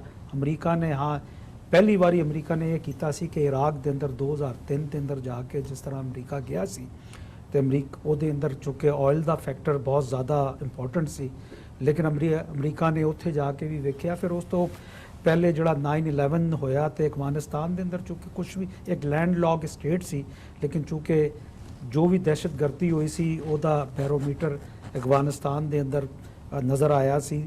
ਲੇਕਿਨ ਇਰਾਕ ਦੇ ਅੰਦਰ ਅਮਰੀਕਾ ਨੇ ਜਾ ਕੇ ਦੇਖਿਆ ਤੇਲ ਵੀ ਨਹੀਂ ਮਿਲਿਆ ਤੇ ਅਮਰੀਕਾ ਨੂੰ ਤਕਰੀਬਨ $1 ਟ੍ਰਿਲੀਅਨ ਤੋਂ ਜ਼ਿਆਦਾ ਉੱਥੇ ਇਨਵੈਸਟ ਕਰਨਾ ਪਿਆ। ਉਹਦੇ ਬਾਅਦ ਅਮਰੀਕਾ ਨੇ ਸਿੱਖਿਆ ਕਿ ਇਸ ਕਿਸਮ ਦੀ ਜਿਹੜੀ ਕਾਰਵਾਈ ਆ ਤੇ ਇਸ ਕਿਸਮ ਦੇ ਖੁਆਬ ਜਿਹੜੇ ਆ ਉਹਦੇ ਅੰਦਰ ਨੁਕਸਾਨ ਹੀ ਨੁਕਸਾਨ ਹੈ। ਖੁਆਬ ਹਰ ਬੰਦਾ ਦੇਖਦਾ ਹੈ, ਮੈਂ ਵੀ ਇੱਕ ਬਿਹਤਰ ਸੁਸਾਇਟੀ ਦਾ ਖੁਆਬ ਦੇਖਦਾ, ਬਿਹਤਰ ਅਮੀਰ ਬਣਨ ਦਾ ਖੁਆਬ ਹਰ ਇਨਸਾਨ ਖੁਆਬ ਦੇਖਦਾ, ਭਾਰਤ ਦੀ ਸਰਕਾਰ ਵੀ ਖੁਆਬ ਦੇਖਦੀ ਹੈ। ਲੇਕਿਨ ਚੀਨ ਦਾ ਜਿਹੜਾ ਮਸਲਾ ਹੈ, ਚੀਨ ਦਾ ਤੇ ਪਾਕਿਸਤਾਨ ਦਾ ਇਹ ਅਨਨੈਚੁਰਲ ਅਲਾਈਅੰਸ ਹੈ 1948 ਤੋਂ ਹੁਣ ਤੱਕ। ਇੱਕ ਵਕਤ ਸੀ 60s ਦੇ ਅੰਦਰ ਕਿ ਪਾਕਿਸਤਾਨ ਨੇ ਚੀਨ ਦੀ ਬੇਇੰਤਹਾ ਮਦਦ ਕੀਤੀ ਹੈ। ਮਦਦ ਪੈਸਿਆਂ ਤੋਂ ਸਿਰਫ ਪੈਸਿਆਂ ਤੋਂ ਮਦਦ ਨਹੀਂ ਹੁੰਦੀ, ਜਿਹੜੀ ਇੰਟਰਨੈਸ਼ਨਲ ਸਿਨੈਰੀਓ ਦੇ ਅੰਦਰ ਜਿਸ ਵੇਲੇ ਚੀਨ ਨੂੰ ਮਦਦ ਦੀ ਜ਼ਰੂਰਤ ਸੀ ਪਾਕਿਸਤਾਨ ਉਹਦੇ ਨਾਲ ਖੜਾ ਹੋਇਆ। ਪਾਕਿਸਤਾਨ ਜਿਸ ਤਰ੍ਹਾਂ 65 ਦੀ ਵਾਰ ਦੇ ਅੰਦਰ ਚੀਨ ਨੇ ਪਾਕਿਸਤਾਨ ਨੂੰ ਸਪੋਰਟ ਕੀਤਾ, ਪਾਕਿਸਤਾਨ ਦੀ ਆਵਾਮ ਦੇ ਦਿਲ ਜਿੱਤ ਲਏ। ਇਹ ਅਨਨੈਚੁਰਲ ਅਲਾਈਅੰਸ ਹੈ, ਲੇਕਿਨ ਇਹ ਅਲਾਈਅੰਸ ਚੂँਕਿ ਇਸ ਕਰਕੇ ਕਾਮਯਾਬ ਹੈ ਕਿ ਪਾਕਿਸਤਾਨ ਨੂੰ ਜਿੰਨੀ ਚੀਨ ਦੀ ਲੋੜ ਹੈ, ਚੀਨ ਨੂੰ ਵੀ ਪਾਕਿਸਤਾਨ ਦੀ ਲੋੜ ਹੈ ਕਿਉਂਕਿ ਚੀਨ ਭਾਰਤ ਤੇ ਟਰਸਟ ਨਹੀਂ ਕਰ ਸਕਦਾ ਤਾਲੁਕਾਤ ਦੇ ਹਿਸਾਬ ਨਾਲ, ਪਾਕਿਸਤਾਨ ਤੇ ਟਰਸਟ ਕਰ ਸਕਦਾ ਹੈ ਕਿਉਂਕਿ ਪਾਕਿਸਤਾਨ ਇੱਕ ਛੋਟਾ ਮੁਲਕ ਹੈ। ਔਰ ਜਿਸ ਤਰ੍ਹਾਂ ਹੁਣ ਚੀਨ ਦੀ ਜਿਹੜੀ ਇਨਵੈਸਟਮੈਂਟ ਹੈ, ਚਾਹੇ ਉਹ ਸੀ ਪੈਕ ਹੋਏ ਜਾਂ ਨਾਰਦਰਨ ਪੈਕ ਹੋਏ, ਔਰ ਜਿਸ ਤਰ੍ਹਾਂ ਚੀਨ ਦੁਨੀਆ ਦੇ ਅੰਦਰ ਆਪਣੇ ਰਸਤਿਆਂ ਨੂੰ ਆਸਾਨ ਕਰ ਰਿਹਾ, ਆਪਣੀ ਮੰਡੀਆਂ ਜਿਹੜੀਆਂ ਚੀਨ ਉੱਥੇ ਜਾਣ ਵਾਸਤੇ ਜਿਸ ਤਰ੍ਹਾਂ ਦੇ ਇਨਵੈਸਟਮੈਂਟ ਕਰ ਰਿਹਾ, ਅਗਰ ਚੀਨ 3 ਤੋਂ 4 ਟ੍ਰਿਲੀਅਨ ਡਾਲਰ ਦੀ ਅਗਲੇ 30 ਸਾਲਾਂ ਦੇ ਅੰਦਰ ਇਨਵੈਸਟਮੈਂਟ ਕਰੇਗਾ, ਦੂਸਰੇ ਮੁਲਕਾਂ ਤੋਂ ਉਹ ਰਸਤੇ ਲਾਏਗਾ ਜਾਂ ਪੋਰਟ ਬਣਾਏਗਾ, ਤੇ यही वजह है कि जो फॉब मैगजीन के मुताबिक कि चीन 2040 या 2050 तक दुनिया की जड़ी है सुपर इकोनॉमी बन जाएगा। शायद अमरीका नू पैसे के हिसाब नाल चीन पिछे छड़ दे, क्योंकि इस वेले जो अमरीका जड़ा है इस वेले तकरीबन 22 ट्रिलियन डॉलर की इकोनॉमी के अंदर दुनिया के अंदर नंबर 1 है, तो दुनिया का कोई मुल्क चीन के नेड़े इस वेले नहीं है। लेकिन अमरीका की जड़ी स्ट्रैटेजी है या अमरीका की जड़ी ताकत है, खास तौर पर जिस तरह पूरे सैटेलाइट नू अमरीका इस वेले दुनिया के हर सैटेलाइट ਤੋਂ ਬਹੁਤ ਅੱਗੇ ਆ। ਇਹ ਜਿਹੜਾ ਇਹਦੀ ਮਿਸਾਲ ਹੈ ਜਿਹੜੀ ਸਾਊਦੀ ਅਰਬ ਦੇ ਅੰਦਰ ਅਲ-ਖੀਕੁਲ ਮਿਖਾਲੀ ਜਿਹੜਾ ਮੰਤਕਾ ਹੈ, ਜਿਹੜਾ ਇਲਾਕਾ ਹੈ ਜਿੱਥੇ ਇਹ ਜਿਹੜੇ 25 ਤੋਂ ਜ਼ਿਆਦਾ ਡਰੋਨ ਮਿਜ਼ਲ ਦੇ ਜਿਹੜੇ ਹਮਲੇ ਹੋਏ, ਔਰ ਜਿਸ ਤਰ੍ਹਾਂ ਜੋ ਆਇਲ ਰਿਫਾਈਨਰੀ ਜਿਸ ਤਰ੍ਹਾਂ ਅੱਧੀ ਤੋਂ ਜ਼ਿਆਦਾ ਤਬਾਹ ਹੋਈ, ਔਰ ਦੁਨੀਆ ਦੇ ਅੰਦਰ ਤੇਲ ਦੇ ਜਿਹੜੇ ਬੈਰਲ ਪ੍ਰਾਈਸਿਸ ਆ ਉਹ ਕਿੱਥੇ ਹੁਣ ਜਾਵਾਂਗੇ ਇਹ ਚੰਦ ਦਿਨਾਂ ਦੇ ਅੰਦਰ ਪਤਾ ਲੱਗੇਗਾ। ਲੇਕਿਨ ਅਮਰੀਕਾ ਦੇ ਕੋਲ ਹੁਣ ਉਹ ਕਿਹਨੇ ਕੀਤਾ ਹੈ, ਹੂਤੀ ਬਾਗੀਆਂ ਨੇ ਯਮਨ ਤੋਂ ਕੀਤਾ ਹੈ ਜਾਂ ਈਰਾਨ, ਜਿਹੜਾ ਇਲਜ਼ਾਮ ਈਰਾਨ ਦੇ ਪਿੱਛੇ ਕੀਤਾ ਗਿਆ। ਅਮਰੀਕਾ ਦੀ ਜਿਹੜੀ ਟੈਕਨੋਲੋਜੀ ਹੈ ਸੈਟੇਲਾਈਟ ਟੈਕਨੋਲੋਜੀ, ਉਹ ਅਸੀਂ ਸਟੂਡੀਓ ਦੇ ਇਸ ਵੇਲੇ ਬੈਠੇ ਆ ਕਿ ਕਿਹੜੇ ਕੱਪੜੇ ਪਾਏ ਆ ਤੇ ਕਿਹੜੇ ਰੰਗ ਦੀ ਦਸਤਾਰ ਪਾਈ ਹੈ, ਇਹ ਵੀ ਉਹਨਾਂ ਨੂੰ ਪਤਾ ਹੈ ਕਿ ਉਸ ਨਿਸ਼ ਤੇ ਇਸ ਵੇਲੇ ਦੁਨੀਆ ਦੀ ਕੋਈ ਕੰਟਰੀ ਨਹੀਂ ਖਲੋਤਾ। ਲੇਕਿਨ ਮੈਂ ਸਮਝਦਾ ਕਿ ਚੀਨ ਦਾ ਤੇ ਪਾਕਿਸਤਾਨ ਦਾ ਜਿਹੜਾ ਅਨਨੈਚੁਰਲ ਇਤਿਹਾਦ ਹੈ ਇਹ ਇਸੇ ਤਰ੍ਹਾਂ ਚੱਲਦਾ ਰਹੇਗਾ, ਕਿਉਂਕਿ ਜਦੋਂ ਮਫਾਦਾਤ ਇੱਕ ਹੋ ਜਾਂਦੇ ਔਰ ਖ਼ਾਸ ਤੌਰ ਤੇ ਜਿਹੜੇ ਮੁਲਕਾਂ ਦੇ ਮਫਾਦਾਤ ਹੁੰਦੇ ਆ, ਜਿਸ ਤਰ੍ਹਾਂ ਭਾਰਤ ਦੇ ਮਫਾਦਾਤ, ਅਮਰੀਕਾ ਤੇ ਯੂਰਪੀਅਨ ਯੂਨੀਅਨ ਦੇ ਇਹ ਜਿਹੜੀ knowledgeable skill cheap labour India ਦੇ ਕੋਲ ਹੈ, ਇਸ ਵਜ੍ਹਾ ਨਾਲ 90s ਦੇ ਬਾਅਦ ਇੰਡੀਆ ਨੇੜੇ ਆਇਆ। ਇੰਡੀਆ ਕਦੀ ਵੀ ਇੰਨਾ ਨੇੜੇ ਨਹੀਂ ਸੀ ਉਸ ਤੋਂ ਪਹਿਲਾਂ। ਪਾਕਿਸਤਾਨ ਹਮੇਸ਼ਾ ਵੈਸਟ ਦੇ ਅੰਦਰ ਤੇ ਅਮਰੀਕਾ ਦੇ ਨਾਲ ਬਹੁਤ ਹੀ ਨੇੜੇ ਸੀ, ਕਿਉਂਕਿ ਬਹੁਤ ਸਾਰੀ ਜਿਹੜੀ ਆਈਡੀਓਲੋਜੀ ਹੈ ਜਿਹਦੇ ਅੰਦਰ ਮਜ਼ਹਬ ਦੀ ਬੁਨਿਆਦ ਤੇ, ਚਾਹੇ ਉਹ ਕ੍ਰਿਸਚਨਿਟੀ ਹੋਏ, ਇਸਲਾਮ ਹੋਏ, ਬਹੁਤ ਸਾਰੀ ਚੀਜ਼ਾਂ ਕਾਮਨ ਸੀ।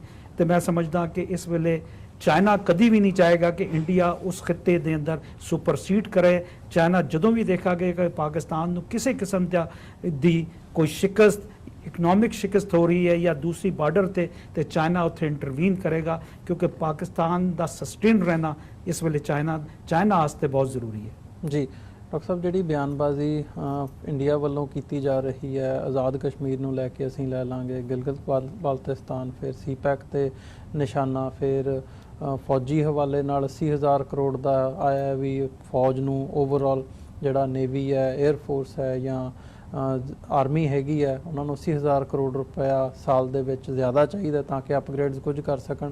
ਇਹ ਗੱਲਾਂ ਕਿਤੇ ਨਾ ਕਿਤੇ ਚਾਈਨਾ ਨੂੰ ਅੱਖਾਂ ਦਿਖਾਉਣ ਵਾਲੀਆਂ ਹੈਗੀਆਂ ਨੇ ਡਾਇਰੈਕਟਲੀ ਤੌਰ ਤੇ ਅਰੁਣਾਚਲ ਦੇ ਵਿੱਚ ਵੀ ਕੁਝ ਡਿਵੈਲਪਮੈਂਟਸ ਹੋਰ ਜਿਹੜੀਆਂ ਨੇ ਉਹ ਕੀਤੀਆਂ ਜਾ ਰਹੀਆਂ ਨੇ ਇੰਡੀਆ ਵੱਲੋਂ। ਸੋ ਕੀ ਆਉਣ ਵਾਲੇ ਸਮੇਂ ਦੇ ਵਿੱਚ ਚੀਨ ਵੱਲੋਂ ਇਹਦਾ ਰਿਸਪੌਂਸ ਦੀ ਉਮੀਦ ਕੀਤੀ ਜਾ ਸਕਦੀ ਹੈ? ਦੇਖੋ, ਜਦੋਂ ਅਸੀਂ ਦੁਨੀਆ ਦੇ ਵਿੱਚ ਰਿਸ਼ਤਿਆਂ ਦੀ ਗੱਲ ਕਰਦੇ ਹਾਂ, ਉਹ ਮੁਲਕਾਂ ਦੇ ਹਵਾਲੇ ਨਾਲ ਅਸੀਂ ਗੱਲ ਕਰ ਰਹੇ ਹਾਂ। ਅਲਟੀਮੇਟਲੀ ਜਿਹੜੇ ਹਿੱਤ ਹੁੰਦੇ ਨੇ ਉਹ ਪਰਮਾਨੈਂਟ ਕਦੇ ਨਹੀਂ ਹੁੰਦੇ, ਕਿਉਂਕਿ ਉਹ ਤੁਹਾਡੇ ਵੇਰੀ ਕਰਦੇ ਨੇ ਵਕਤ ਦੇ ਨਾਲ, ਇਸ ਲਈ ਦੋਸਤ ਵੀ ਕੋਈ ਪਰਮਾਨੈਂਟ ਨਹੀਂ ਹੁੰਦੇ। ਲੇਕਿਨ ਜੇ 72 ਸਾਲ ਦੀ ਪਾਕਿਸਤਾਨ ਔਰ ਚੀਨ ਦੀ ਰਿਲੇਸ਼ਨਸ਼ਿਪ ਨੂੰ ਅਸੀਂ ਦੇਖੀਏ, ਜਿਵੇਂ ਮਲਕ ਸਾਹਿਬ ਨੇ ਕਿਹਾ ਕਿ ਅਨਨੈਚੁਰਲ ਅਲਾਇੰਸ, ਅਨਨੈਚੁਰਲ ਇਸ ਲਈ ਹੈ ਕਿ ਇੱਕ ਇਸਲਾਮ ਦੇ ਉੱਤੇ ਮਬਨੀ ਮੁਲਕ, ਜਿਹੜੇ ਦੀਨ ਔਰ ਈਮਾਨ ਜਿਨ੍ਹਾਂ ਦੀ ਫਾਊਂਡੇਸ਼ਨ ਹੈ, ਇੱਕ ਨਾਸਤਕਤਾ ਦੇ ਉੱਤੇ ਖਲੋਤੀ ਕਮਿਊਨਿਸਟ ਆਈਡੀਓਲੋਜੀ। ਫਿਰ ਇਹੀ ਗੱਲ ਨਹੀਂ ਹੈ, ਦੂਸਰੇ ਪਾਸੇ 20 ਮਿਲੀਅਨ ਦੇ ਕਰੀਬ ਮੁਸਲਮਾਨ ਚੀਨ ਦੇ ਵਿੱਚ ਬਹੁਤ ਬੁਰੇ ਹਾਲਾਤ 'ਚ ਨੇ। ਇਹ ਨਹੀਂ ਵੀ ਅੱਜ ਨੇ, 72 ਸਾਲ ਤੋਂ ਹੀ ਨੇ, ਹੁਣ ਹੋਰ ਵੀ ਵਰਸਟ ਹੈ। ਇਹਦੇ ਬਾਵਜੂਦ ਜੇ ਰਿਲੇਸ਼ਨਸ਼ਿਪ ਸਸਟੇਨ ਕੀਤੀ ਤੇ ਉਹਦਾ ਇੱਕ ਕਾਰਨ ਕਿ ਪਾਕਿਸਤਾਨ ਨੇ ਪਹਿਲੇ ਦਿਨ ਤੋਂ, ਜਦੋਂ ਜੇ ਮੌਸੇ ਤੋਂ ਔਰ ਚੌਨ ਲਾਈ, ਨੈਨਕਿੰਗ ਦੇ ਵਿੱਚ ਹੀ ਉਹਨਾਂ ਨੇ ਨਵੀਂ ਚੇਂਜ ਕੀਤੀ ਹੈ। ਜੇ ਪਤਾ ਨਹੀਂ ਸੀ ਕਿ ਕਿੱਧਰ ਨੂੰ ਗੱਲ ਜਾਣੀ ਹੈ, ਪਾਕਿਸਤਾਨ ਨੇ ਰੈਕਗਨਾਈਜ਼ ਵੀ ਕੀਤਾ ਚੀਨ ਨੂੰ ਐਜ਼ ਅ ਮੁਲਕ, ਆਪਣੀ ਐਮਬੈਸੀ ਵੀ ਖੋਲ੍ਹੀ। ਔਰ ਇਸ ਸਾਰੇ ਪੀਰੀਅਡ ਦੇ ਵਿੱਚ ਹਮੇਸ਼ਾ ਹੀ ਚਾਈਨਾ ਨੂੰ, ਜੇ ਈਵਨ ਅਮਰੀਕਾ ਚੀਨ ਰਿਲੇਸ਼ਨਸ਼ਿਪ ਵੀ ਡਿਵੈਲਪ ਹੋਈ ਤੇ ਉਹ ਵਿੰਡੋ ਵੀ ਪਾਕਿਸਤਾਨ ਨੇ ਪ੍ਰੋਵਾਈਡ ਕੀਤੀ ਭੁੱਟੋ ਦੇ ਜ਼ਮਾਨੇ 'ਚ ਔਰ ਨਿਕਸਨ ਦੇ ਇੱਥੇ ਹੁੰਦੇ। ਔਰ ਦੂਸਰੀ ਰਾਈਵਲਰੀ, ਸੋ ਜ਼ਾਹਰਾ ਤੌਰ ਤੇ ਇੰਡੀਆ ਨੇ 62 ਦੇ ਵਿੱਚ ਜਿਹੜਾ ਉਹ ਆਪਣੀ ਦਿਲਵਦੀ ਵਿਖਾਈ, ਜੁੱਤੀਆਂ ਖਾਧੀਆਂ। ਉਸ ਤੋਂ ਪਹਿਲਾਂ ਵੀ ਜਿਹੜੀ ਲਾਈਨ ਆਫ ਐਕਚੁਅਲ ਕੰਟਰੋਲ ਜਾਂ LAC ਜਿਹਨੂੰ ਕਹਿੰਦੇ ਨੇ, ਇਹ ਜਿਹੜਾ ਬਾਰਡਰ ਹੈ, ਕਿਉਂਕਿ ਇਹ ਕਈ ਹਜ਼ਾਰ ਮੀਲ ਦਾ ਬਾਰਡਰ ਹੈ ਚਾਈਨਾ ਔਰ ਇੰਡੀਆ ਦਾ, ਔਰ ਇਹ ਅਨਸੈਟਲਡ ਹੈ। ਬ੍ਰਿਟਿਸ਼ਰਸ ਨੇ ਧੱਕਾ ਕੀਤਾ ਹੈ ਚੀਨ ਦੇ ਨਾਲ, ਲੇਕਿਨ ਇੰਡੀਆ ਉਸ ਕਲੋਨੀਅਲ ਲੈਗੇਸੀ ਦੇ ਸਿਰ ਦੇ ਉੱਤੇ ਬੁੜਕਦਾ ਹੈ ਕਿ ਜੀ ਇਹ ਸਾਡਾ ਏਰੀਆ ਜਾਂ ਦੂਜਾ ਹੈ। ਹੁਣ ਅਸੀਂ ਗੱਲ ਕਰੀਏ, ਗੱਲ ਕਰ ਲਈ ਪਾਕਿਸਤਾਨ 'ਚ ਚਾਈਨਾ ਦੀ ਇਨਵੈਸਟਮੈਂਟ ਦੀ ਨਹੀਂ ਹੈ ਕਿ ਉਹਨੇ ਗਵਾਦਰ 'ਚ ਇਨਵੈਸਟ ਕੀਤਾ ਹੈ ਜਾਂ ਇੰਨੇ ਬਿਲੀਅਨ ਡਾਲਰ ਉਹਨਾਂ ਨੇ ਚਾਈਨਾ ਪਾਕਿਸਤਾਨ ਇਕਨੋਮਿਕਲ ਕੋਰੀਡੋਰ, ਜਿਹੜਾ ਚਾਈਨਾ ਦਾ ਇਕਨੋਮਿਕਲ ਕੋਰੀਡੋਰ ਹੈ, ਇਹ ਤਾਂ ਦੁਨੀਆ ਦੇ 30 ਤੋਂ ਜ਼ਿਆਦਾ ਮੁਲਕਾਂ ਨੂੰ ਟੱਚ ਕਰਦਾ ਹੈ। ਅਫਗਾਨਿਸਤਾਨ ਦੇ ਵਿੱਚ ਵੀ ਐਵੇਂ ਨਹੀਂ, ਤਾਲਿਬਾਨ ਦੇ ਨਾਲ 7th ਦੌਰ ਜਿਹੜਾ ਉਹ ਬੀਜਿੰਗ ਦੇ ਵਿੱਚ ਹੋਇਆ ਗੱਲਬਾਤ ਦਾ, ਉਹਦਾ ਕਾਰਨ ਕਿ China the billions of dollars the investment ਹੈ ਅਫਗਾਨਿਸਤਾਨ ਦੇ ਵਿੱਚ ਵੀ, ਜੀ ਐਨਰਜੀ ਹੰਗਰੀ ਹੈ, ਤੁਰਕਮਾਨਿਸਤਾਨ ਜਿਹੜਾ ਇਹ ਸਾਰੇ ਇਕਨੋਮਿਕਲ ਕੋਰੀਡੋਰ ਦੇ ਰਸਤੇ 'ਚ ਆਉਂਦਾ ਹੈ।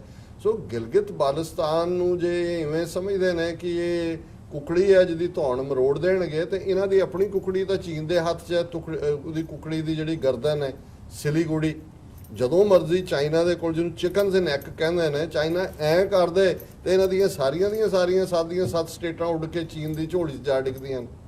ਸੋ ਚਾਈਨਾ ਕਿਸੇ ਕੀਮਤ ਤੇ ਵੀ ਇਸ ਗੱਲ ਨੂੰ, ਔਰ ਇਸ ਮਾਮਲੇ 'ਚ ਅਸੀਂ ਦੇਖਦੇ ਹਾਂ ਕਿ ਇਹਨਾਂ ਨੇ ਡੋਕਲਾਮ ਦੇ ਵਿੱਚ ਉਹ ਵੀ ਟੈਸਟ ਹੁੰਦਾ ਹੈ, ਟੈਸਟ ਬੈਲੂਨ ਭੂਟਾਨ 'ਚ ਹੈ ਡੋਕਲਾਮ, ਕੋਈ ਇੰਡੀਆ ਦਾ ਲਾਗਾ ਦੇਗਾ ਨਹੀਂ ਸੀ, ਲੇਕਿਨ ਉੱਥੇ ਜਾ ਕੇ ਇਹਨਾਂ ਨੇ ਦਿਲਵਦੀ ਕਰਕੇ ਦੇਖ ਲਈ। 6-7 ਮਹੀਨੇ ਜੁੱਤੀਆਂ ਖਾਣ ਤੋਂ ਬਾਅਦ ਉਸ ਏਰੀਆ ਜਿੱਥੇ ਚਾਈਨਾ ਟੈਂਪਰੇਰੀ ਆਇਆ ਸੀ ਉੱਥੇ ਉਹ ਪੱਕੇ ਪੁਲ ਬਣਾ ਕੇ ਬੈਠ ਕੇ ਉਹਨਾਂ ਨੇ ਆਪਣੀ ਚੌਂਕੀ ਐਸਟੈਬਲਿਸ਼ ਕਰ ਲਈ। ਇਹਨਾਂ ਦੀ ਸੈਟੇਲਾਈਟ ਇਮੇਜਰੀ ਇਹ ਕਹਿੰਦੀ ਹੈ। ਸੋ ਫਿਰ ਗੱਲ ਇੱਥੇ ਰੁਕੇਗੀ ਨਹੀਂ ਹੈ। ਜੇ ਤਾਂ ਤਬਾਹੀ ਦਾ ਹੀ ਬਾਂਦਰ ਦੇ ਹੱਥ 'ਚ ਜਿਹੜੀ ਹੈ ਉਹ ਮਾਚਿਸ ਦੀ ਡੱਬੀ ਆਈ ਹੈ, ਉਹਨੇ ਤੀਲੀ ਨਾਲ ਜੰਗਲ ਫੂਕਣਾ ਤੇ ਬਾਂਦਰ ਇਹ ਸਮਝਦਾ ਹੈ ਵੀ ਉਸ ਜੰਗਲ 'ਚ ਮੈਂ ਨਹੀਂ ਰਹਿੰਦਾ, ਮੈਂ ਵੀ ਨਾਲ ਹੀ ਫੂਕਿਆ ਜਾਣਾ, ਉਹਨੂੰ ਪਤਾ ਹੀ ਨਹੀਂ ਹੈ, ਉਹ ਅੱਗ ਲਾ ਦਿੰਦਾ। ਤੇ ਇਹ ਗੱਲ ਇੱਥੇ ਨਹੀਂ ਰੁਕਣੀ ਹੈ। ਫਿਰ ਜੇ ਚਾਈਨਾ ਹੁੰਦਾ ਹੈ, ਔਰ ਜਿਵੇਂ ਮਲਕ ਸਾਹਿਬ ਨੇ ਮੈਂਸ਼ਨ ਕੀਤਾ ਸੀ ਕਿ ਜਿਹੜਾ ਨਵਾਂ ਅਲਾਇੰਸ ਉਸ ਖਿੱਤੇ ਦੇ ਵਿੱਚ ਚਾਈਨਾ, ਰਸ਼ੀਆ, ਟਰਕੀ ਇਹ ਉੱਭਰਿਆ। ਹੁਣ ਚਾਈਨਾ ਔਰ ਰਸ਼ੀਆ ਦੀ ਰਿਲੇਸ਼ਨਸ਼ਿਪ ਜਿਹੜੀ ਹੈ ਬੜੀ ਫਰੈਂਡਲੀ ਹੈ, ਔਰ ਪੁਤਿਨ ਪੁਰਾਣਾ ਖਿਡਾਰੀ ਹੈ ਇਸ ਸਾਰੀ ਗੇਮ ਦਾ, ਉਹ ਬਹੁਤ ਚੰਗੀ ਤਰ੍ਹਾਂ ਸਮਝਦਾ। ਹੁਣ ਜਿਹੜੀ ਇਹ ਸਾਊਦੀ ਅਰੇਬੀਆ ਦੀ 50% ਜਿਹੜੀ ਆਇਲ ਨੂੰ ਰਿਫਾਈਨ ਕਰਨ ਵਾਲੀਆਂ ਜਿਹੜੀਆਂ ਰਿਫਾਈਨਰੀਜ਼ ਦਾ ਤਬਾਹ ਹੋਣਾ, ਫਾਇਦਾ ਕਿਹਨੂੰ ਹੋਏਗਾ ਇਕਨੋਮਿਕਲੀ? Russia, Iran. ਹੁਣ ਇਸ ਸਾਰੇ ਨੂੰ ਜਦੋਂ ਤੁਸੀਂ ਦੇਖਦੇ ਹੋ, ਅਮਰੀਕਾ 'ਚ ਵੀ ਇਹ ਠੀਕ ਹੈ ਟਰੰਪ ਇੱਕ ਫੇਸ ਹੈ ਜੀ, ਬਹੁਤਿਆਂ ਨੂੰ ਹੁੰਦਾ ਹੈ ਉਹਨੇ ਕੀ ਕਹਿਤਾ, ਟਵੀਟ ਇੱਧਰ ਕਰ, ਇਹ ਨਹੀਂ ਹੈ। ਇਹ ਸਾਰੀ ਅਲਟੀਮੇਟਲੀ ਜਿਹੜੀ ਵਿਸਾਤ ਵਿਛੀ ਹੋਈ ਹੈ, ਇਹ ਡਾਲਰਾਂ ਦੀ ਵਿਸਾਤ ਹੈ। ਸਾਰੇ ਦੇਖ ਰਹੇ ਨੇ ਕਿਹਦੇ ਹਿੱਤ 'ਚ ਕੀ ਜਾਂਦਾ ਹੈ। ਇੰਡੀਆ ਜਿਹੜਾ ਇੱਕ ਪੌਨ ਬਣ ਕੇ, ਇੱਕ ਹੱਥ ਠੋਕਾ ਬਣ ਕੇ ਕਿਸੇ ਹੱਦ ਤੱਕ ਅਮਰੀਕਾ ਦਾ, ਜਿਹੜਾ ਇਸ ਵੇਲੇ ਜੋ ਵੀ ਉੱਥੇ ਕਰ ਰਿਹਾ ਜਾਂ ਕਰੇਗਾ ਕੱਲ੍ਹ ਨੂੰ, ਇਹਨੂੰ ਭੁੱਲ ਜਾਣ। ਇਹਨੂੰ ਇਹ ਯਾਦ ਰੱਖਣਾ ਚਾਹੀਦਾ ਹੈ ਕਿ ਇਹੀ ਅਮਰੀਕਾ ਉਹਦਾ ਗਦਾਫੀ ਦਾ ਕਿੰਨਾ ਦੋਸਤ ਸੀ, ਲੀਬੀਆ ਦਾ ਕੀ ਹਾਲ ਹੋਇਆ, ਸਦਾਮ ਹੁਸੈਨ ਦਾ ਕਿੰਨਾ ਦੋਸਤ ਸੀ, ਉਹਦਾ ਕੀ ਹਾਲ ਹੋਇਆ। ਚਲੋ ਪਾਕਿਸਤਾਨ ਜਿਹਨੂੰ ਇਹਨਾਂ ਨੇ ਇਨਹੈਰੈਂਟਲੀ ਹੇਟਡ ਕੈਰੀ ਕਰਦੇ ਨੇ, ਜਿਹੜਾ ਪਾਕਿਸਤਾਨ ਅਮਰੀਕਾ ਦੇ ਕਹਿਣ ਤੇ 62 ਦੇ ਵਿੱਚ ਉਹਨੇ ਕਸ਼ਮੀਰ ਨਹੀਂ ਲਿਆ, ਇਸ ਸਾਰੇ ਪੀਰੀਅਡ ਤੇ ਜਦੋਂ ਇੰਡੀਆ ਤੋੜ ਰਿਹਾ ਸੀ ਪਾਕਿਸਤਾਨ ਨੂੰ, ਮਸ਼ਰਕੀ ਬੰਗਾਲ ਨੂੰ ਬੰਗਲਾਦੇਸ਼ ਬਣਾ ਰਿਹਾ ਸੀ, ਇਹਨਾਂ ਦਾ ਉਹ ਜਿਹੜਾ 7th ਫਲੀਟ ਤੁਰਿਆ ਹੋਇਆ ਸੀ ਜਿਹੜਾ ਕਦੇ ਪਹੁੰਚਿਆ ਹੀ ਨਹੀਂ, ਕਿੱਥੇ ਰਹਿ ਗਿਆ ਉਹ। ਤੇ ਜੇ ਅਮਰੀਕਾ ਪਾਕਿਸਤਾਨ ਜਾਂ ਲੀਬੀਆ ਜਾਂ ਇਰਾਕ ਜਿਹੜੇ ਉਹਦੇ ਕਾਇਮੀ ਦਾਇਮੀ ਦੋਸਤ ਸੀ, ਉਹਨਾਂ ਦੇ ਨਾਲ ਨਹੀਂ ਖਲੋਤਾ, ਤੇ ਭਾਰਤ ਨਾਲ ਤਾਂ ਕੀ ਅਮਰੀਕਾ ਦੀ ਸਾਂਝ ਹੈ? ਜਿੰਨਾ ਕੋ ਆਪਣਾ ਸਮਝਦੇ ਨੇ ਜੀ ਬੜੀਆਂ ਮਲਟੀਨੈਸ਼ਨਲ, ਬੜੀ ਇਕਨੋਮੀ, ਕੁਝ ਨਹੀਂ ਹੈ ਅਮਰੀਕਾ ਦੇ ਸਾਹਮਣੇ। ਅਮਰੀਕਾ ਨੇ ਇਹ ਦੇਖਣਾ ਵੀ ਉਹਦੇ ਹਿੱਤ ਕਿੱਥੇ ਨੇ ਜੀ। ਔਰ ਇਹ ਇੱਕ ਅਕਲਮੰਦੀ ਹੋਏਗੀ ਸਾਡੇ ਸਾਊਥ ਏਸ਼ੀਆ ਦੇ ਗਰੀਬ ਮੁਲਕ। ਔਰ ਮੈਂ ਇਮਰਾਨ ਖਾਨ ਦੇ ਇਸ ਜਿਹੜੀ ਸਟੇਟਮੈਂਟ ਦੀ ਹਮੇਸ਼ਾ ਹੀ ਮੈਂ ਐਡਮਾਇਰ ਕਰਦਾ ਕਿ ਭਾਈ ਲੜਨਾ ਹੈ ਤੇ ਆਓ ਅਸੀਂ ਗੁਰਬਤ ਨਾਲ ਲੜੀਏ। ਦੋਨੋਂ ਪਾਸੇ 40-50% ਲੋਕ ਗਰੀਬੀ ਜਿਹੜੀ ਲਾਈਨ ਤੋਂ ਥੱਲੇ ਨੇ, ਹੈਲਥ ਫੈਸਿਲਿਟੀਜ਼ ਨਹੀਂ ਨੇ, ਪੀਣ ਲਈ ਸਾਫ਼ ਪਾਣੀ ਨਹੀਂ ਹੈ, ਲੋਕ ਉਹ ਇੱਕ ਲੰਬੀ ਪੂੰਛ ਵਾਲਾ ਮੱਛਰ, ਮਲੇਰੀਆ ਨਾਲ ਹੀ ਦੋਨੋਂ ਮੁਲਕਾਂ ਦੇ ਵਿੱਚ ਹਜ਼ਾਰਾਂ ਲੋਕ ਹਰ ਸਾਲ ਮਰ ਜਾਂਦੇ ਨੇ। ਮੱਛਰ ਨਹੀਂ ਮਰਿਆ ਹੈ ਸਾਡੇ ਤੋਂ। ਤੁਸੀਂ ਨਿਊਕਲੀਅਰ ਵਰਤ ਕੇ ਬੰਦੇ ਮਾਰਨ ਦਾ ਤੁਸੀਂ ਸਮਝਦੇ ਹੋ ਕਿ ਜੇ ਅਸੀਂ ਇੱਧਰ ਲੈ ਲਾਂਗੇ, ਉਹ ਲੈ ਲਾਂਗੇ, ਉਹ ਚੂੜੀਆਂ ਪਾ ਕੇ ਬੈਠੇ ਨੇ, ਇਹਨਾਂ ਨੂੰ ਨਜ਼ਰ ਨਹੀਂ ਆ ਰਿਹਾ ਕਿ ਵੀ ਪਹਿਲਾਂ।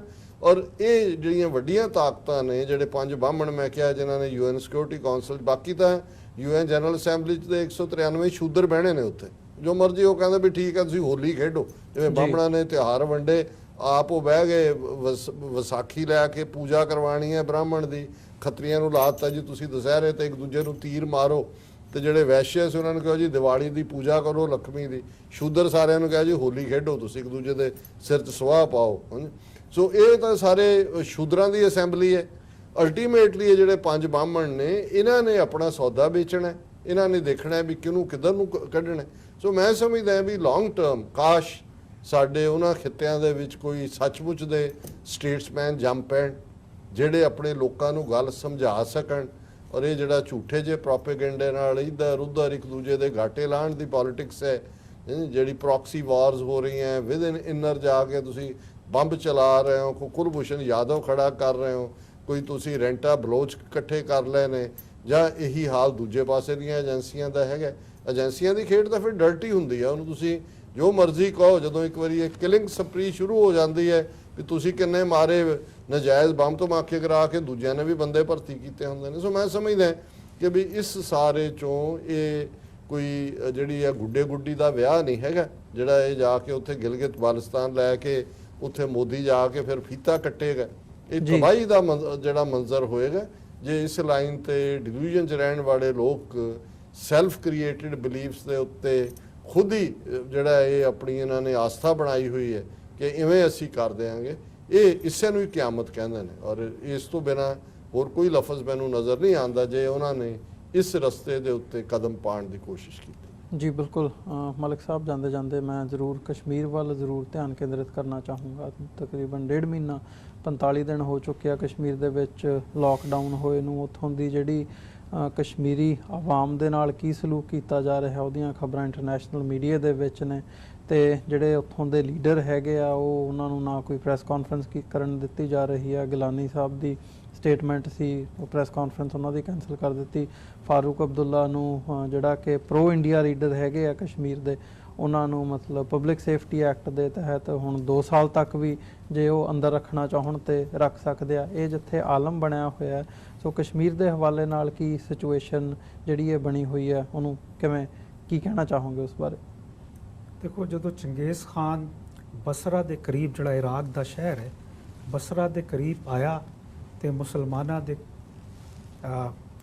2 ਮਸਲਕ ਜਿਹੜੇ ਵੱਡੇ ਮਸਲਕ ਸੀ, ਸ਼ੀਆ ਤੇ ਸੁੰਨੀ, ਤੇ ਉਹਨਾਂ ਦੇ ਕੁਝ ਦਰਬਾਰੀ ਕਿਸਮ ਦੇ ਲੋਕ ਔਰ ਚੰਗੇਜ਼ ਖਾਨ ਨਾਲ ਵੀ ਇਹ ਜਿਹੜੀ ਡਿਪਲੋਮੈਟਿਕ ਬੈਕਡੋਰ ਚੈਨਲ ਹੈ, ਹਮੇਸ਼ਾ ਜਦੋਂ ਤੋਂ ਦੁਨੀਆ ਮਿਲੀ ਉਹ ਚੰਗੇਜ਼ ਖਾਨ ਦੇ ਦਰਬਾਰ ਦੇ ਅੰਦਰ ਗਏ ਤੇ ਉਹਨਾਂ ਨੇ ਕਿਹਾ ਜੀ ਅਸੀਂ ਤੇ ਤੁਹਾਡੀ ਇਤਾਅਤ ਕਰਦੇ ਆ, ਲੇਕਿਨ ਉਹ ਜਿਹੜਾ ਸਾਹਮਣੇ ਬੈਠਾ ਗਰੁੱਪ ਹੈ ਜਿਹੜਾ ਇਰਾਕ ਦੇ ਅੰਦਰ ਹਕੂਮਤ ਕਰ ਰਿਹਾ ਹੈ ਉਹ ਯਾਨੀ ਠੀਕ ਨਹੀਂ ਆ। ਤੇ ਇਸੇ ਤਰ੍ਹਾਂ ਤੇ ਜਦੋਂ ਚੰਗੇਜ਼ ਖਾਨ ਨੇ ਹਮਲਾ ਕਰਕੇ ਬਿਲਕੁਲ ਰਾਜਧਾਨੀ ਦੇ ਨੇੜੇ ਆ ਗਿਆ ਤੇ ਚੰਗੇਜ਼ ਖਾਨ ਨੇ ਆਪਣੀ ਫੌਜਾਂ ਨੂੰ ਇਹ ਹੁਕਮ ਦਿੱਤਾ ਕਿ ਤੁਸੀਂ ਕਤਲੇਆਮ ਇੱਦਾਂ ਦਾ ਕਰਨਾ ਹੈ, ਔਰ ਜਿਹੜਾ ਸਰ ਜਦੋਂ ਤੁਸੀਂ ਵੱਢੋ ਤੇ ਉਹਦੇ ਬਾਅਦ ਜਿਹੜੀ ਤੁਸੀਂ ਖੋਪੜੀ ਹੈ ਉਹ ਇਸ ਕਿਸਮ ਦੀ ਸਾਫ਼ ਕਰਨੀ ਹੈ ਕਿ ਤੇਲ ਦੀ ਲੋੜ ਨਾ ਪਏ, ਤੇ ਸਵੇਰੇ ਜਦੋਂ ਸੂਰਜ ਦੀ ਪਹਿਲੀ ਕਿਰਨ ਪਏ ਤੇ ਉਹਦੀ ਚਮਕ ਜਿਹੜੀ ਆ ਉਹ ਨਜ਼ਰ ਆਏ ਤੇ ਦੁਨੀਆ ਨੂੰ ਪਤਾ ਲੱਗੇ ਕਿ ਚੰਗੇਜ਼ ਖਾਨ ਜਿਹੜਾ ਹੈ ਉਹ ਦੁਨੀਆ ਦਾ ਕਿੰਨਾ ਵੱਡਾ ਹੁਕਮਰਾਨ ਤੇ ਕਿੰਨਾ ਜ਼ਾਲਿਮ ਹੁਕਮਰਾਨ ਹੈ।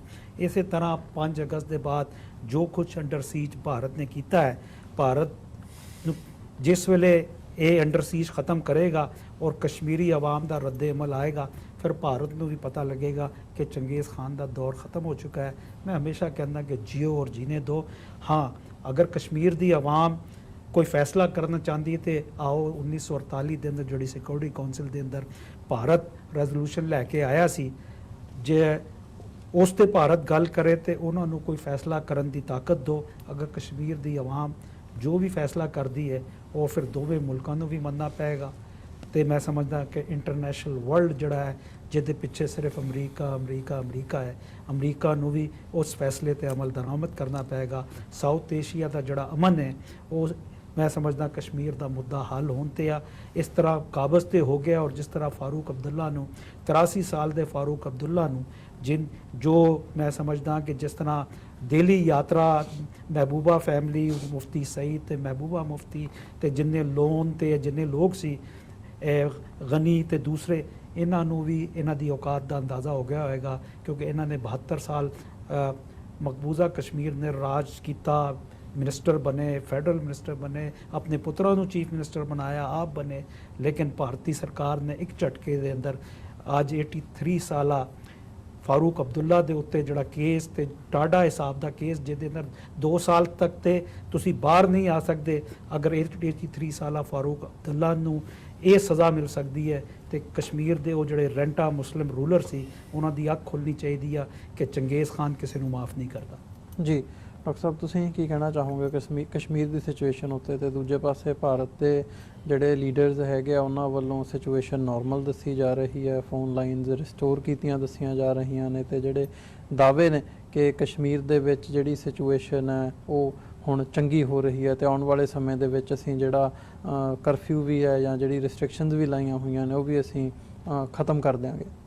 ਮਲਕ ਸਾਹਿਬ ਨੇ ਚੰਗੇਜ਼ ਖਾਨ ਦੇ ਹਵਾਲੇ ਨਾਲ ਗੱਲ ਕੀਤੀ। ਅਸਲ 'ਚ ਜਿਹੜੇ ਵੀ ਜ਼ਾਲਮ ਦੂਸਰੇ ਦੇ ਉੱਤੇ ਹਕੂਮਤ ਕਰਦੇ ਰਹੇ ਜਾਂ ਹਮਲਾਵਰ ਸਨ, ਖੋਪੜੀਆਂ ਦੇ ਮੀਨਾਰ ਚਿਣਨ ਦੀ ਗੱਲ ਵੀ ਇਹਦੇ 'ਚੋਂ ਹੀ ਆਉਂਦੀ ਸੀ ਕਿਉਂਕਿ ਕੈਲਸ਼ੀਅਮ ਫਾਸਫੋਰਸ ਹੁੰਦਾ ਹੈ ਤੇ ਰਾਤ ਨੂੰ ਦੂਰ ਦੂਰ ਤੱਕ ਉਸ ਦੀ ਚਮਕ ਹੁੰਦੀ ਹੈ, ਲੋਕਾਂ ਦੇ ਵਿੱਚ ਖੌਫ।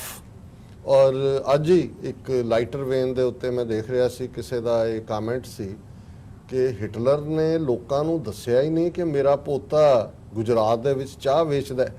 ਸੋ ਮਤਲਬ ਇਹ ਹੈ ਕਿ ਇਹ ਹਿਟਲਰ ਦੀ ਲਾਈਨ ਦੇ ਉੱਤੇ ਤੁਰਿਆ ਹੋਇਆ ਹੈ ਵੀ ਇਹ ਹਿਟਲਰ ਦਾ ਪੋਤਾ ਬਣਿਆ ਹੋਇਆ ਹੈ।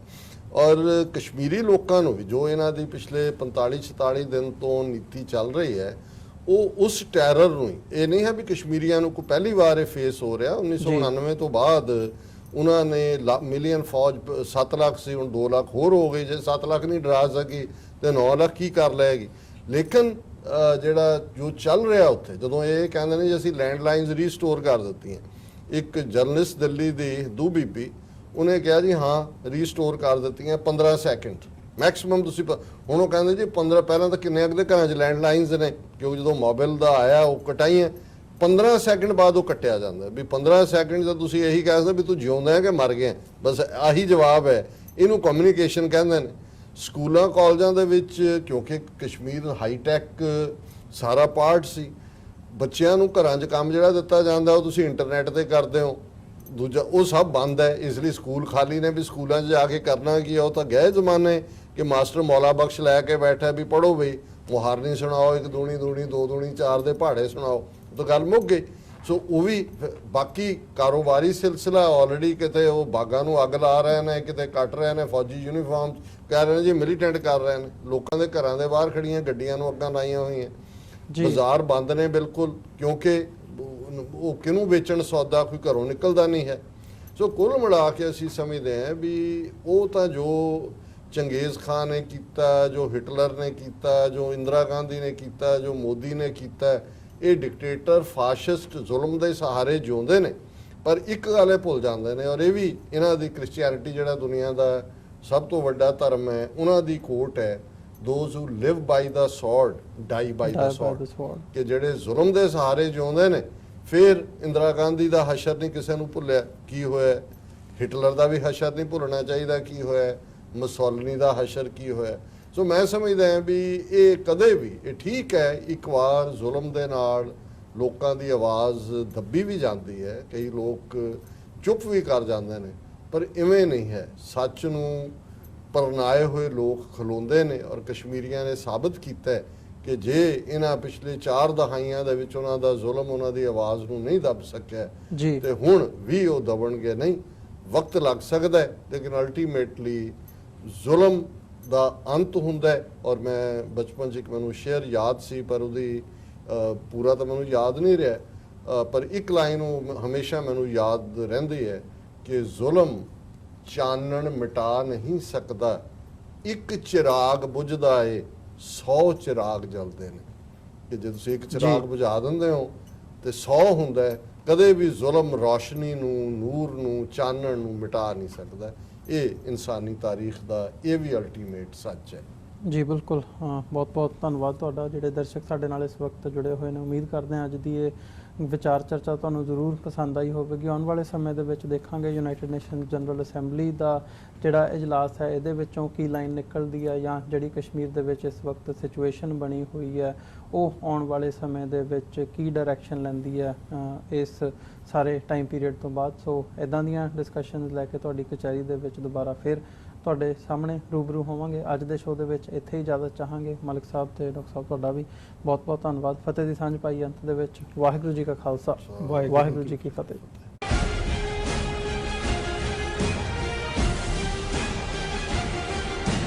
ਤੁਹਾਨੂੰ 30, 40 ਜਾਂ 50 ਦਿਨ ਵੇਟ ਕਰਨੀ ਪੈ ਰਹੀ ਹੈ ਤੁਹਾਡੇ ਚੈੱਕ ਲਈ? ਫਿਰ ਬ੍ਰੋਕਰ